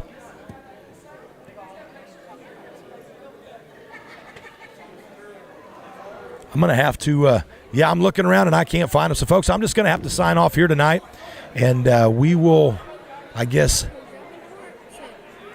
just want to say thank you one more time. We've had some great sponsors this year for our boosters. We've had them step up. It was a year of awesome for the Blue Jays. The community really came out, and the community really came out and helped out this wrestling program. There are a ton of needs, and a lot of those needs were met. Started off really this year with the school bond passing that allowed us to get a new wrestling room that will be hopefully going up here in the next year or two. And then we had some just some big community drives, and you guys stepped up and shelled out, and all of the money that was raised by the boosters went towards whether it was gear for the wrestlers, whether it was the new singlets that we got this year, and mainly for food and hotels. It was a lot of that. It's a lot of money to bring these guys around, and you guys really shelled out for that. A special thank you to TIG for picking up the bags and for helping us out there. Also for all the sponsors that helped us purchase the new wrestling mat that we had. It's a long time overdue, and it's great that we had that. We got to wrestle on it the last 3 duels of the season, so that was great, and then we're going to have that for years to come. It'll be out for the Holly Howard next year, and so that was awesome. Just, again, this community has been awesome. I know Coach Davenport, I'm speaking for him, but I know he is so grateful for everything that you guys do, and I, too, am grateful you guys tuning in for this broadcast all season long. We're going to catch you back here next year with a bigger and better group. We'll have some better gear, and we'll do a better job bringing you guys more action. Thank you guys again for tuning in, and go Guthrie.